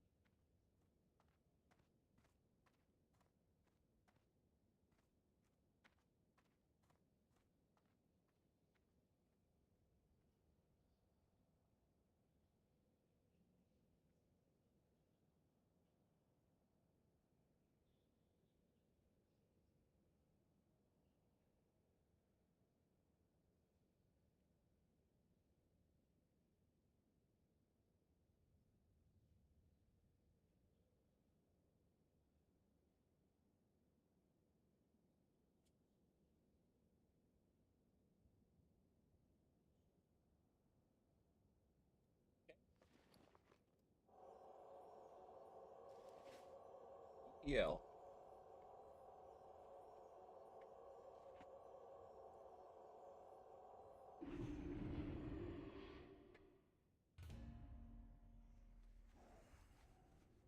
Gonna take one more quick little break before I get to killing again. It is, you know what day it is after all.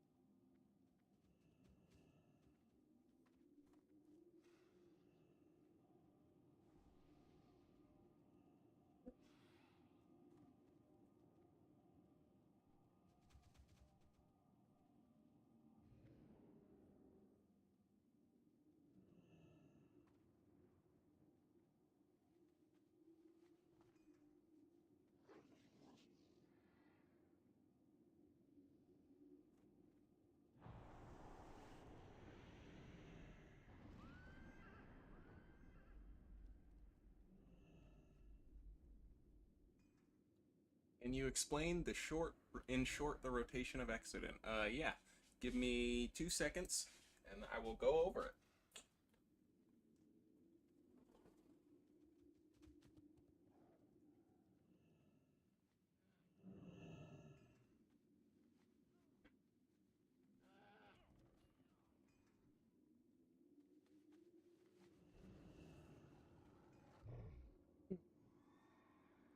Okay, so the Exodin rotation. Just clarify so everybody knows what we're talking about. That is the fast weapon DPS retribution build. Not really what I'm playing right now, but it is kind of a version of it. It is based around attacking quickly and getting a lot of crits to reset your exorcism cooldown. And the rotation is fairly simple, but if you want to play it perfectly, that's going to be nearly impossible just due to the nature of the human reaction time and exorcism resets. So there is like a an upper echelon of skill to the build when it comes to that.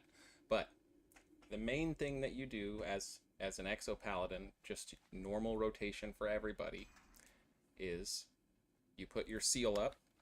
Let me go find something to hit because I can just mimic it right now. But realistically, all you're doing is you're just trying to cast exorcism as much as possible. And when you don't have exorcism, you default to Crusader Strike or you default to Divine Storm. And if you don't have those, then you can even lay down a Consecrate. But for the most part, the rotation is just exorcism, exorcism, exorcism, and press another button if it isn't up. preferably Crusader, Striker, Divine Storm, because those abilities can also reset your exorcism. Now what you want to start watching for when you get comfortable playing with that very fast attack speed is you want to be actually looking at your swing timer, because you may not have exorcism up at the moment when you look to see, but if your swing timer is about to complete, then it might be up instantly right after that. So you do actually have to track your swing timer, and there is an element of timing to... Essentially, you have to be pressing the button before it resets itself and anticipating the exorcism reset in order to fully maximize the build. And it is quite difficult to actually... Oh, look at this. I believe we're watching natural world PvP happen. Or maybe we're witnessing an escape.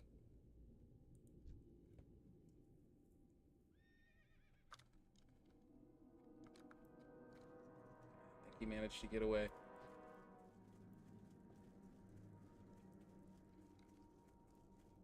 Okay.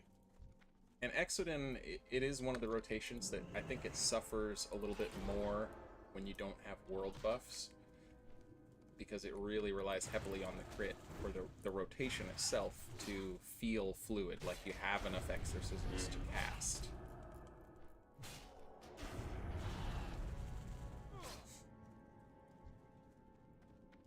So occasionally when you're doing open world stuff, especially if you're not super geared playing Exodin, it can kind of feel bad.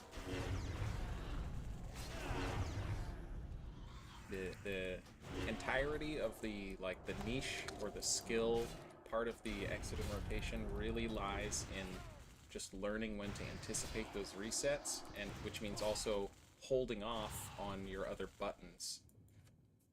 And this can be a loss as well if you're not good at it. You can hold Crusader Strike for too long, and maybe you don't even get the exorcism reset, and now you just basically spent time pressing no buttons. So it's something that you have to play with, and then eventually you will be able to use your intuition to know when you should hold buttons, when you should be spamming exorcism, or if you need to just go right into a Crusader Strike based on your swing timer, etc. I hope that wasn't just way too much information. But I really don't know how badly you can mess up the Exodin rotation to begin with, so as long as you're pressing Exo, you're probably good.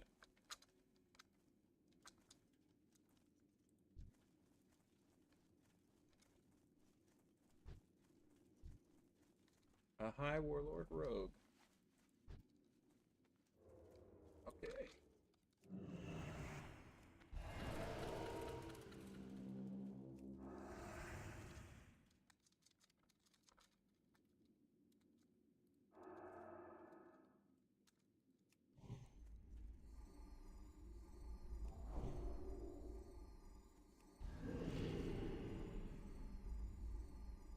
He's leaving. Man, he baited me. I thought we were going to do an honorable fight.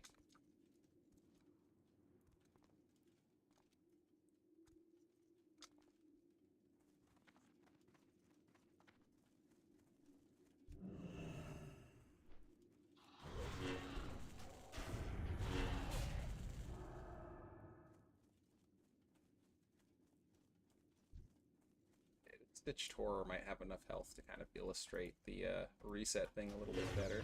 But you can see my swing, I'm watching it, and I'm not getting the resets. But I had two swings go through there where it could have reset. Which means at that point in your rotation, where your swing is connecting, you actually want to get rid of whatever other button you were pressing, and momentarily you want to spam the exorcism button in case you get a reset, and then go right back to whatever your filler or Crusader Striker Divine Storm you were going to press. That's how you would play it at the expert simulator level.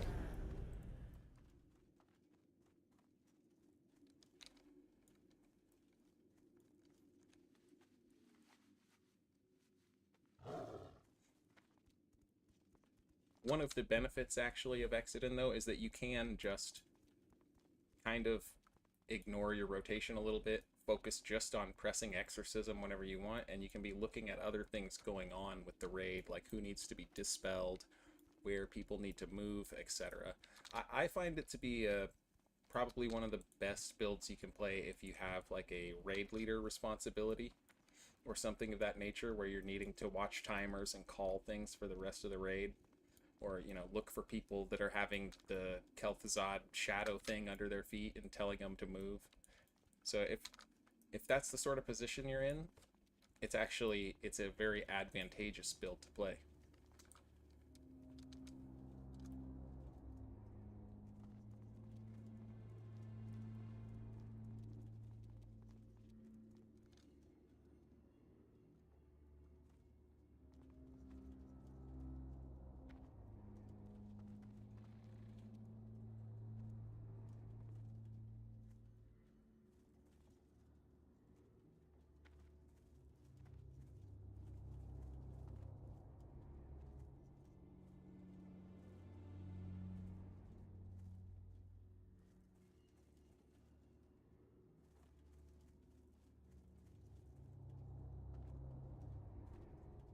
Head down south to New Avalon again.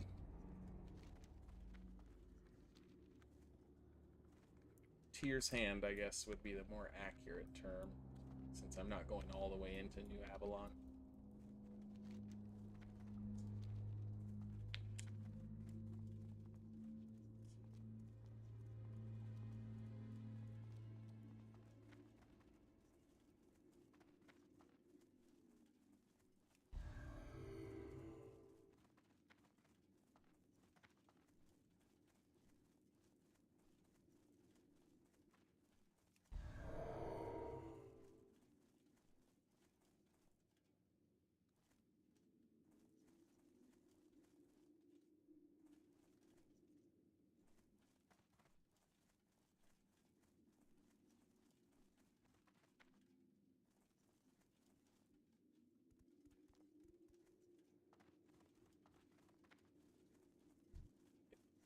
Again.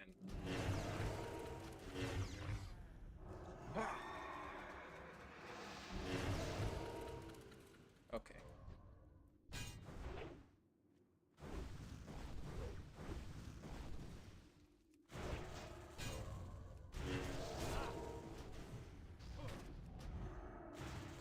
Pop wreck.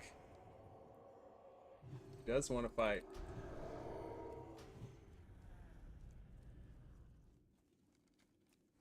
It's gonna charge me.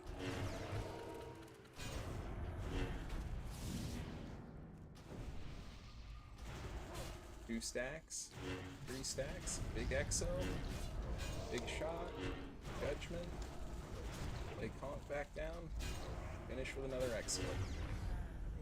Oh, there's a priest dotting me.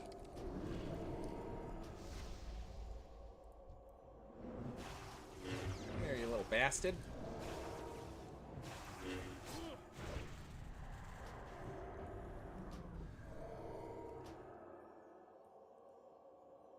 He lost the shootout there.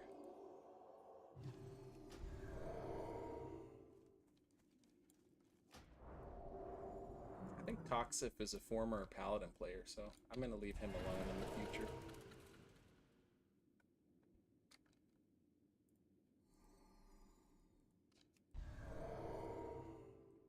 Oh, I'm out of my drinkable holy water.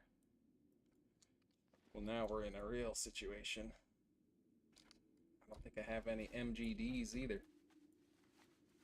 That means Morning Glory Dew. Not Miller Genuine Draft, you alcoholics.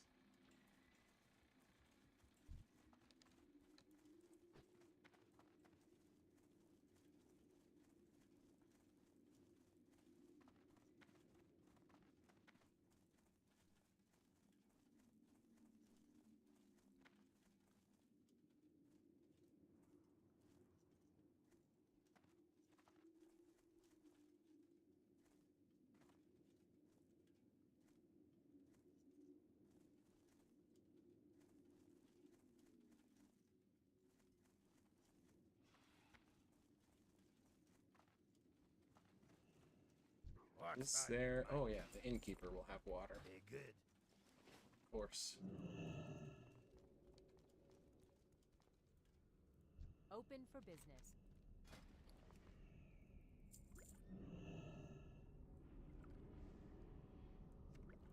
Have a good one. And while we're here, maybe we can do some shenanigans.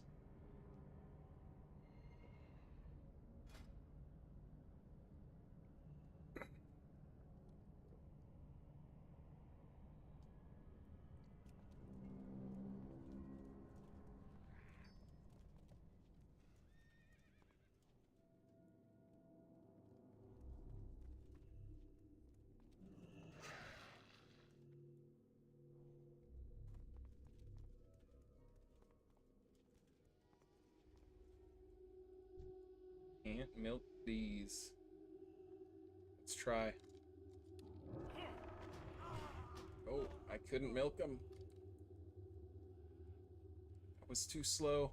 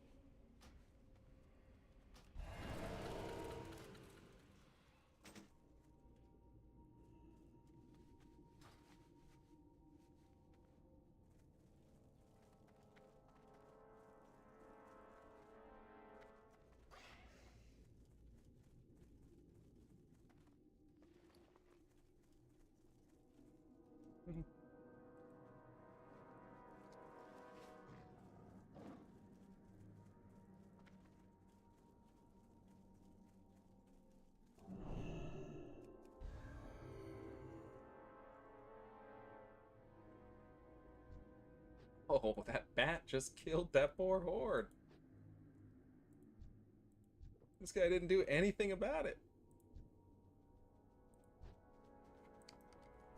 Well, if you're truly AFK, then you will pay the price.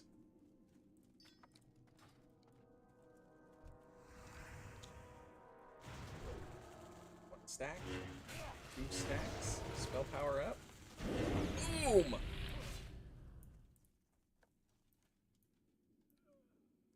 That's what this build can do.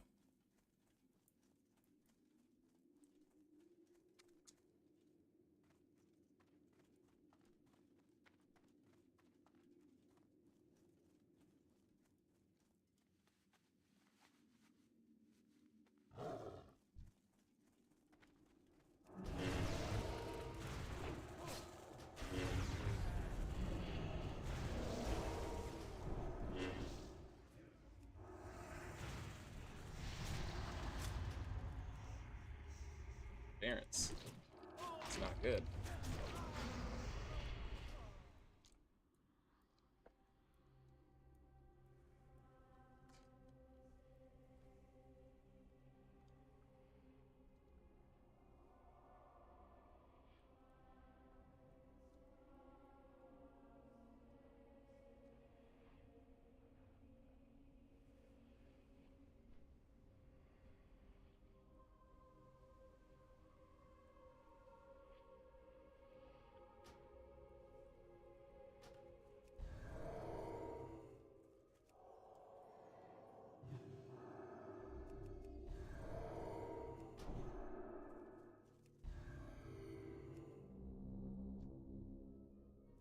Targeting me?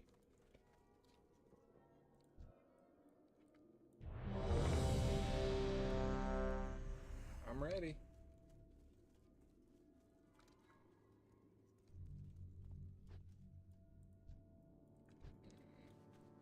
There does not anybody.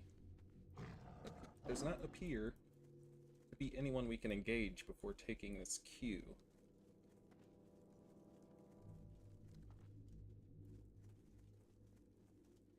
Well, in we go. Hopefully it's a full game.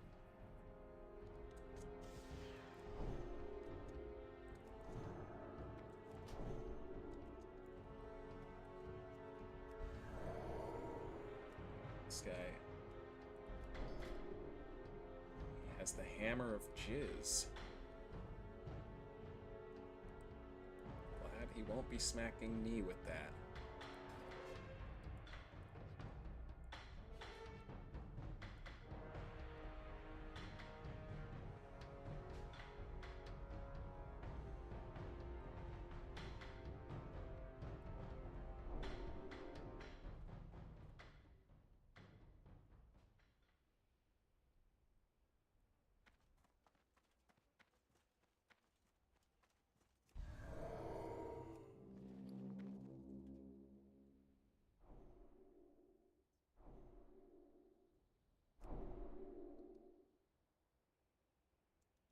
Oh well.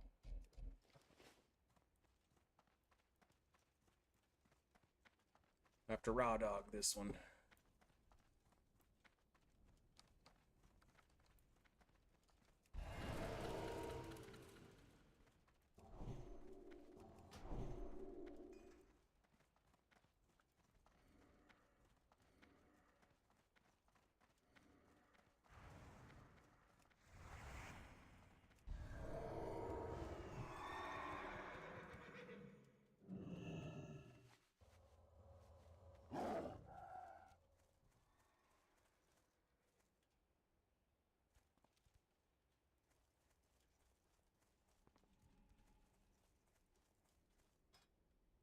Six B7. I can deal with that.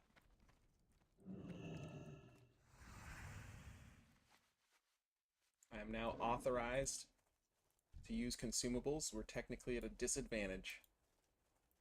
Uh-oh. Clipping or lapping. Ooh, the big damage. We don't have heals, do we? Another rogue waiting for me? Where is our team at?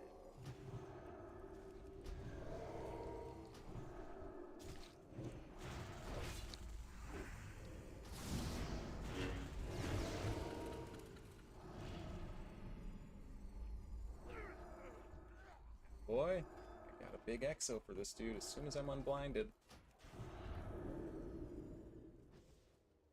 Is there even a DR on that?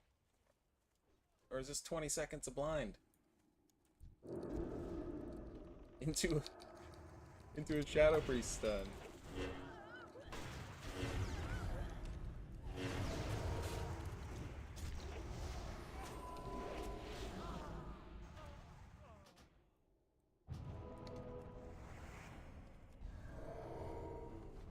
Only I was on my dwarf.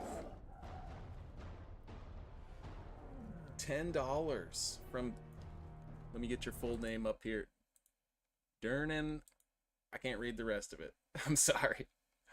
Iron Knight, thanks for testing the build. We'll go back to look at the talents that were taken. I can show them right now, honestly. Let me, I'm not trying to engage these Horde 10v1 here, so. It's basically your standard eye for an eye build.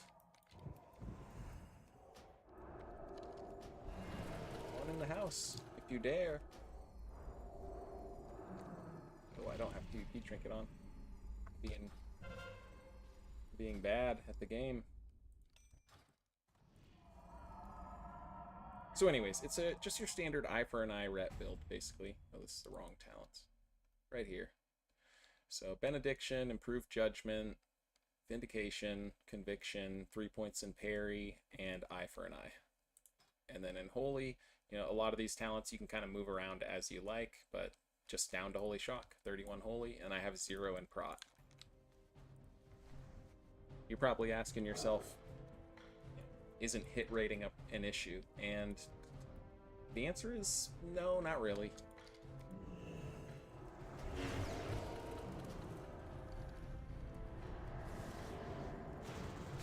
One stack, 2 stack, 3, bam!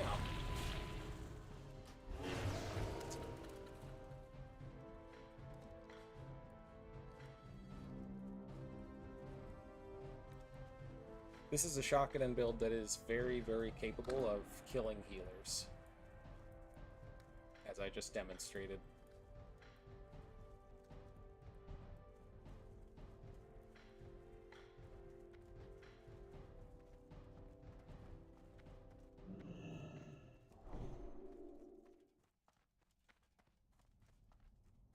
I finally got sick of being one-shotted by boomkins and shamans all the time, so I had to figure out some sort of build that can fire back with as much power as they can. And I don't think I've really reached that yet, but I've got something that can at least take them out most of the time.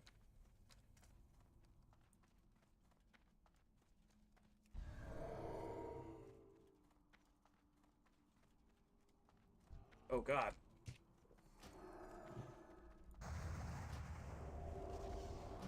I made a poor decision there. Going down the tunnel. I should have known better than that. That rogue's gonna be chasing me. So I don't know if they're... A potion CD up.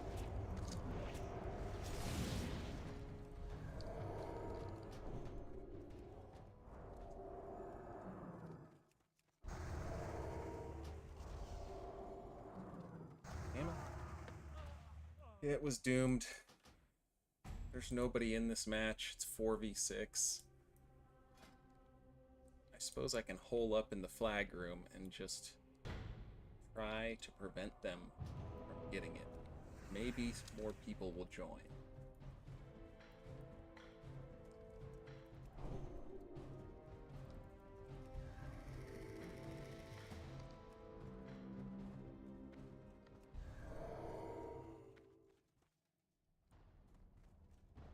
Probably could have got that out of there if I didn't go tunnel though.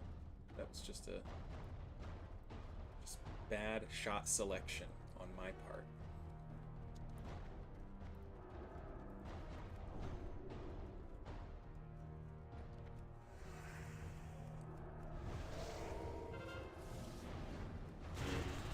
Oh, we're critting him. Uh-oh, he has a million heals.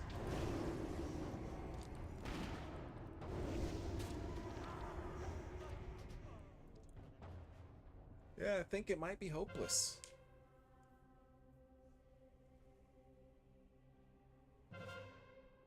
We might be going right back to EPL.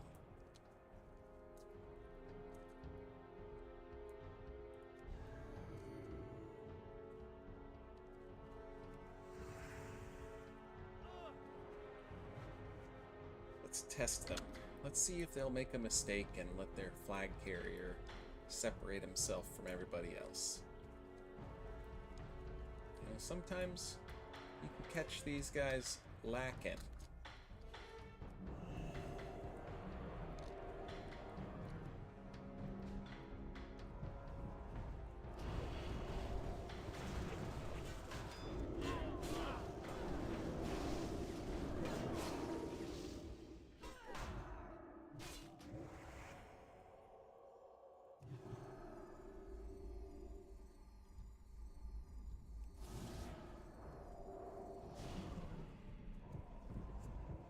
Of course, into a blind and a fear.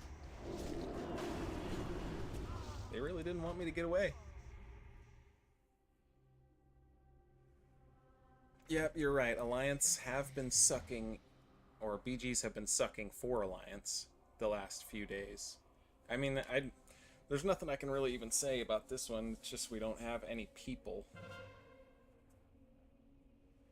And you can tell the Horde are starving, too. I mean, just look at them. They have 4 of them ganging up on one paladin over on the stump. That's how desperate they are to get their honor and stop playing the game.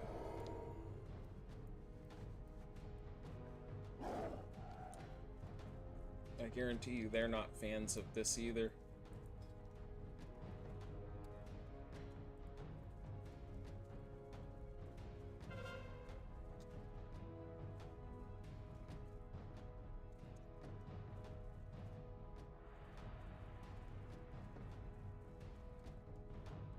Yeah, I do have to say, if there's one major cause of the BGs not being good, it's just like there being zero incentive for people to play them. I don't even think it would be that difficult for Blizzard to do just something super duper simple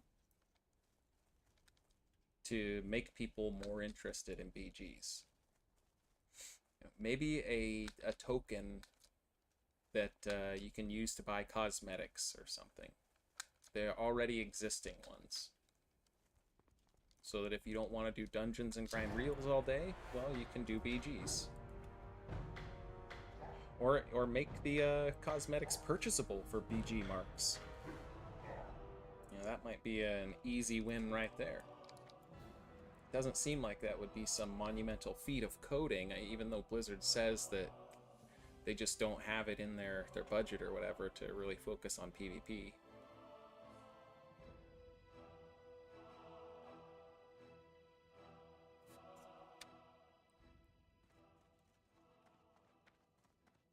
Go to the tower in Swamp of Sorrows on the way to Deadwind Pass. Oh, okay.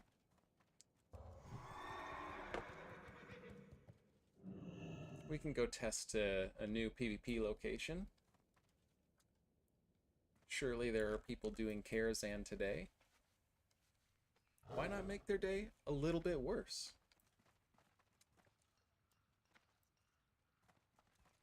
It is Easter after all, so it's only right that they have to die and resurrect. I'm really just... We're doing the Lord's work out here.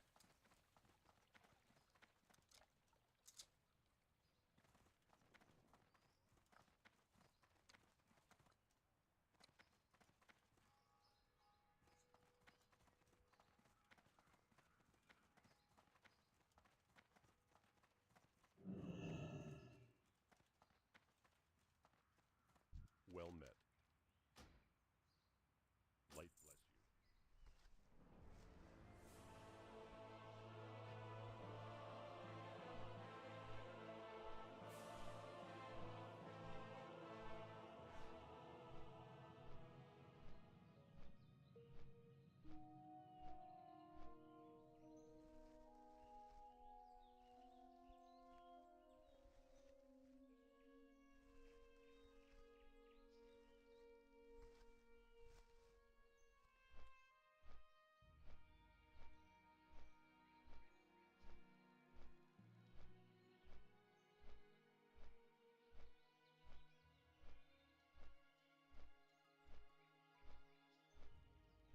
How do I have a cat mount as a human? Well, it turns out the Night Elves love rune cloth, and if you give them enough of it to get exalted, they'll let you buy a mount and ride it, or buy the training, I mean. So I did all my rune cloth long time ago, and then bought the PvP mount for 90 gold. I've always rode the Black War Tiger ever since I first got it, when I first finally bought my epic mount back in like 2007 in Burning Crusade, because I never even got enough gold for it in original vanilla.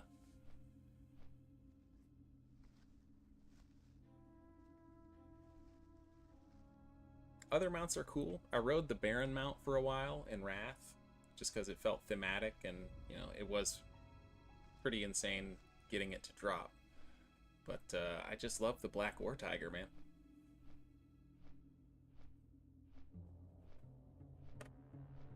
That, and I was playing the shockadin build with all the purple set pieces for so long, it just fit right in with the War Tiger with the purple gems on it. How do you not? That's the question.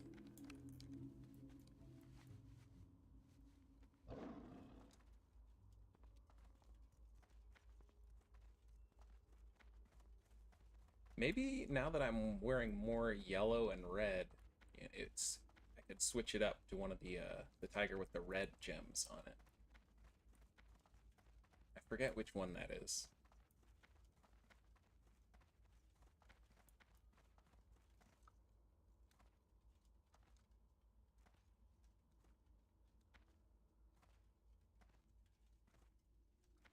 Is it insane that I've been considering going back to AQ40 to get another Kalimdor's Revenge now, just so I can have the color variation?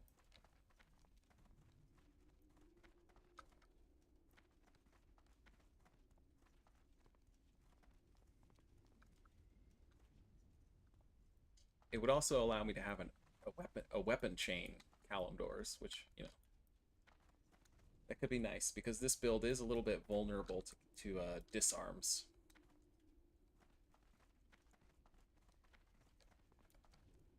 With Ret, are there any different variations such as Seal Twist, Exodin, etc.?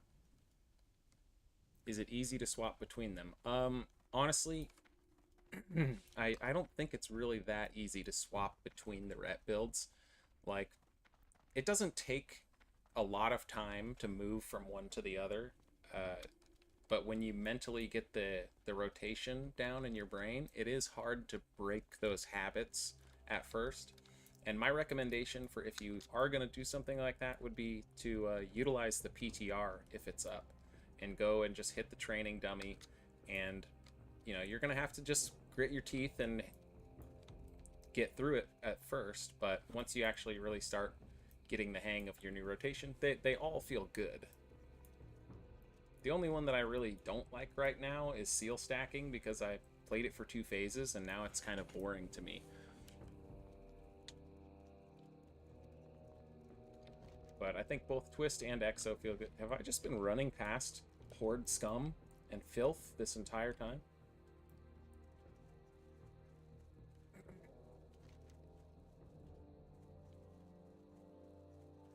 Assuming they fly in at Stonard.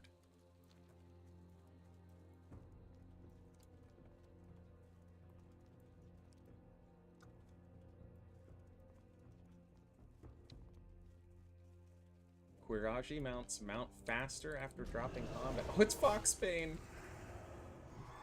Bro, you were a rude person earlier, and for that, you will be dismounted and killed.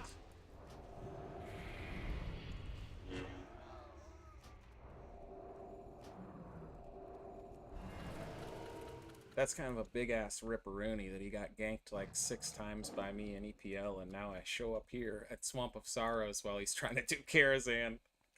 Kill his ass again. I guess that'll teach you for being so persistent with me.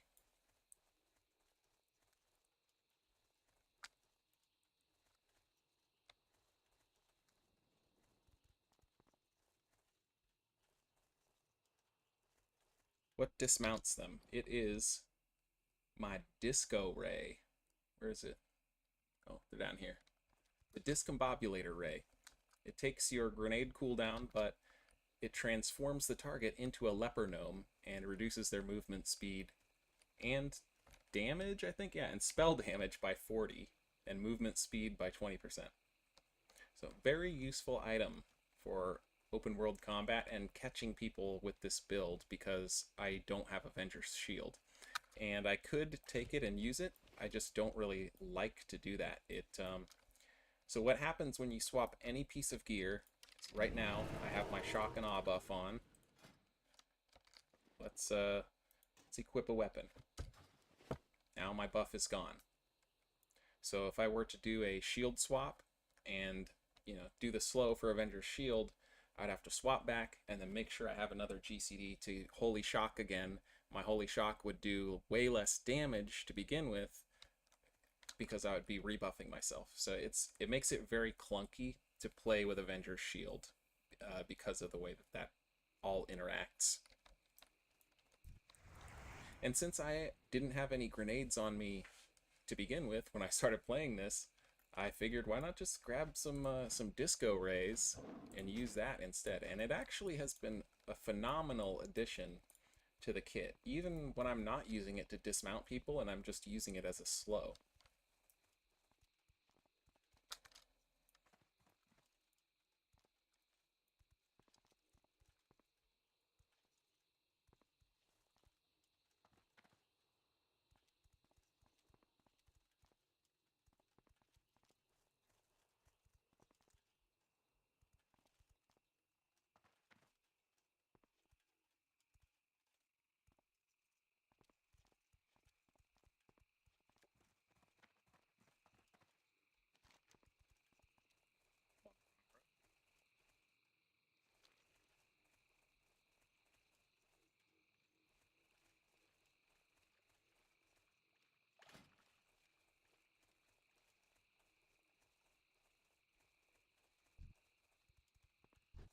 55.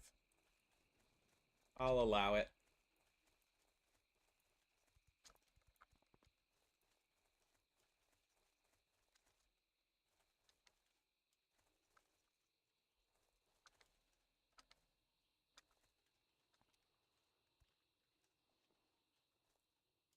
This is Season of Discovery.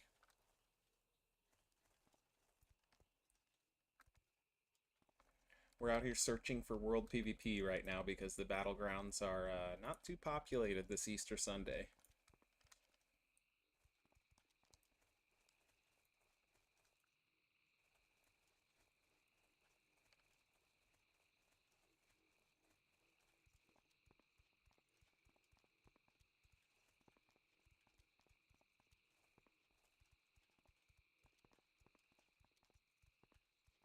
I'm just gonna head down towards Karazhan and see if there's any people hanging out in that area.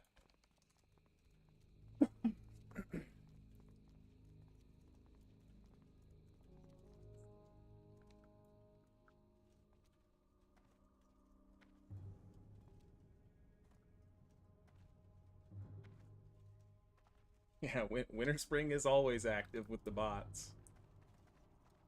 I think I found a few of them in EPL too earlier.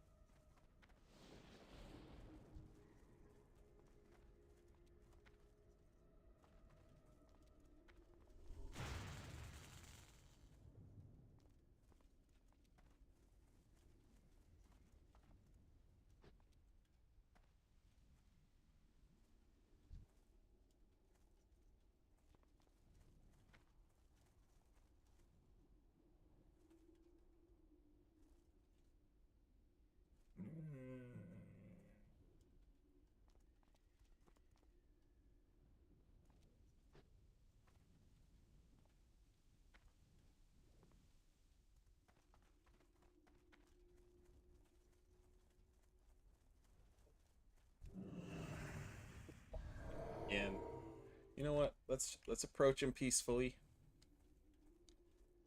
Let's see what he does. Okay, he doesn't want peace. He doesn't want peace.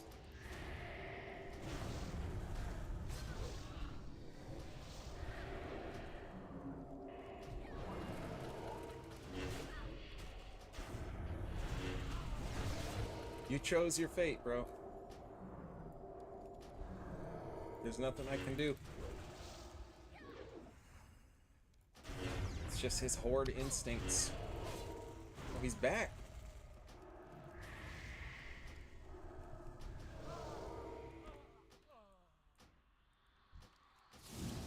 Hey there.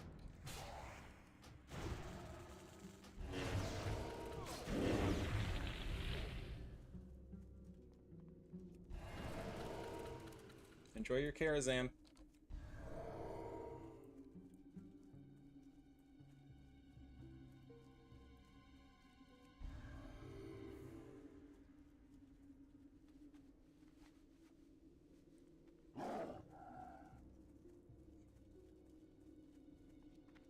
Yeah, I could have kept him from killing me, but, you know, I wanted to save my bubble, and the respawn's right there, so it was an easy decision.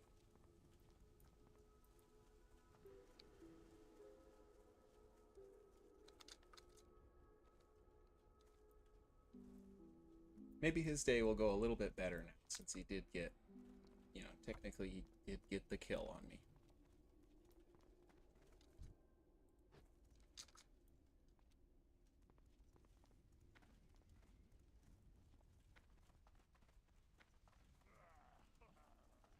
Alright, so I think we may just have to go back to EPL. go check Booty Bay out, too. Just ride over to the Flight Master. See if there's any troublemakers down in Booty Bay.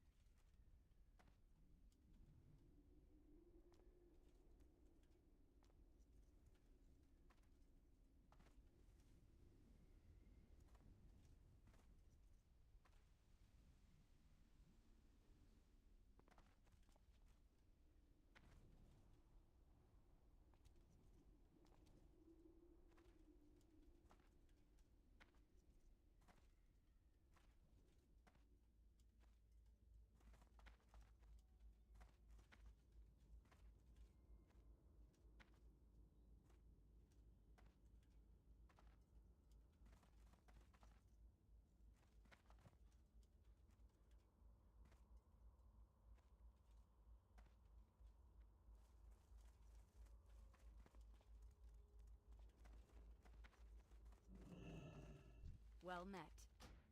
To the jungle.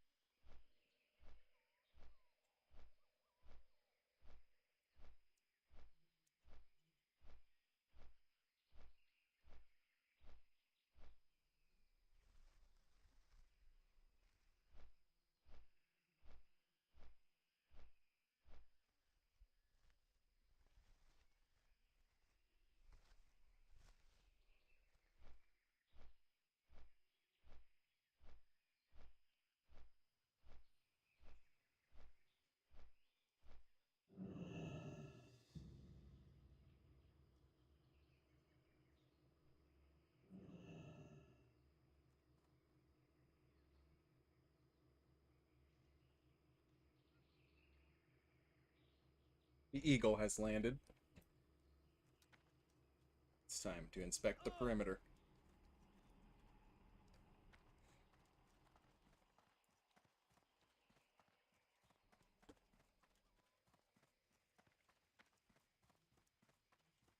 Whoa. This dude is geared up.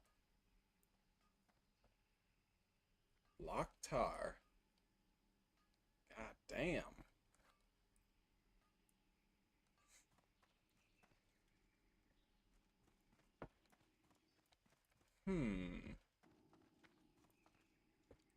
I think this calls for a mind control cap. He looks powerful enough. If I mind control him, he might be able to kill the other horde for me.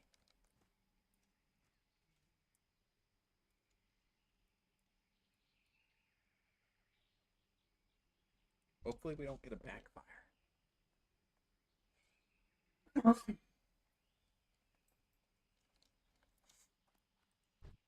Need some other hordes nearby, though, too. Oh, here we go.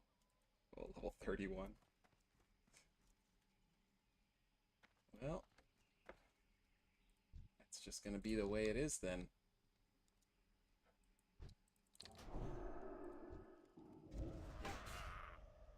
Go get him, Locktar. Go, Locktar. Oh, oh, he's on the guards. Go get the priest. Did he get it? Go get the priest. Oh, man.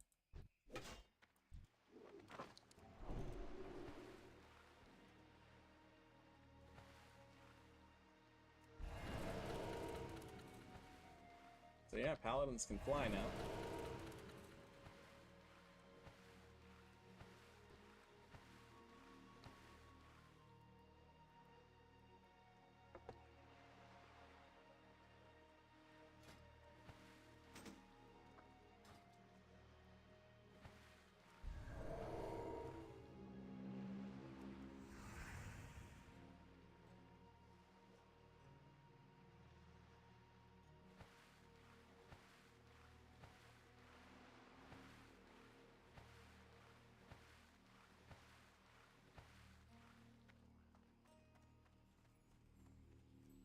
Oh, what?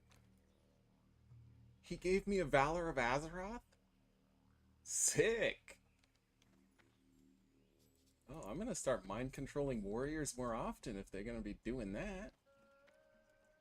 And I'm battle shouted. I'm juiced right now.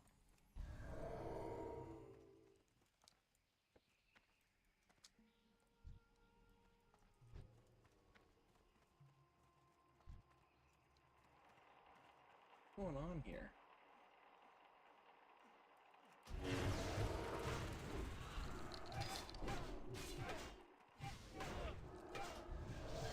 Ah!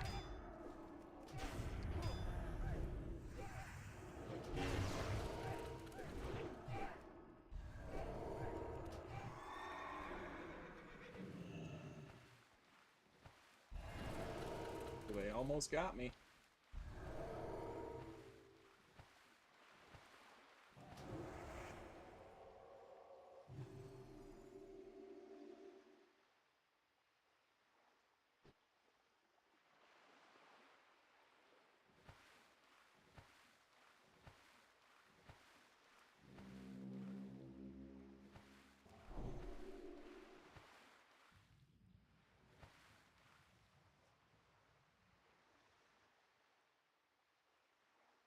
Oh, it's probably the fishing tournament, isn't it? Does that happen on Sundays?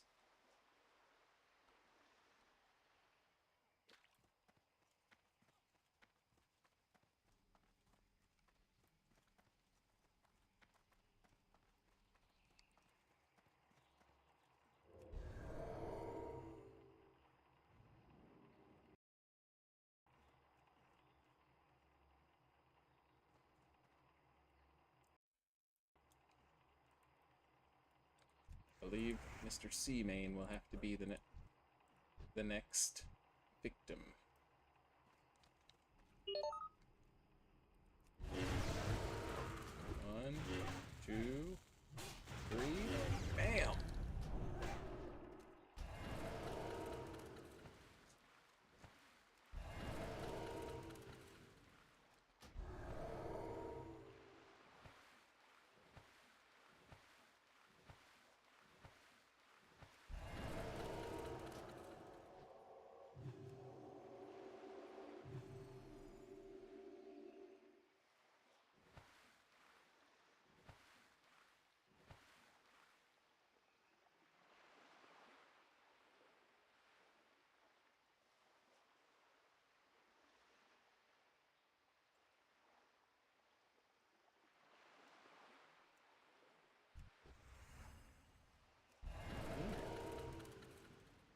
Charmaine.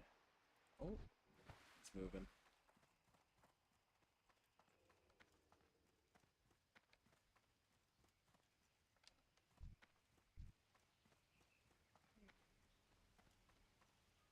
Several horde. Maybe I should just... You know what? I'm getting really hungry. It's probably going to be time to end the stream soon so I can get nourished for raid later. I'm just going to pop a fap and go in on these guys.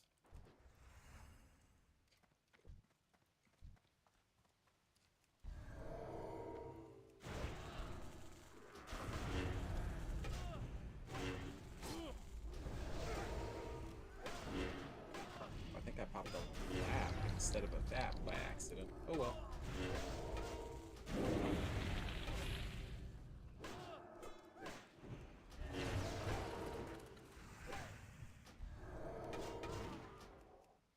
Trying to get this last guy. Come on.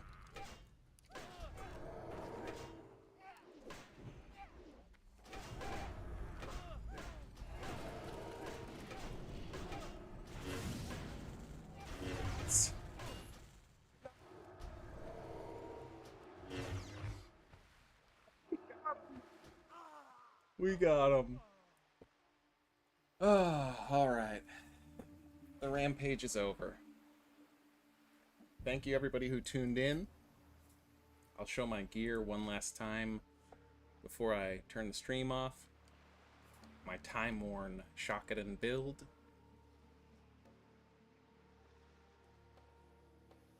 With all the thematic time-worn healing pieces and some straight-up holy damage pieces from AQ 40 and 20.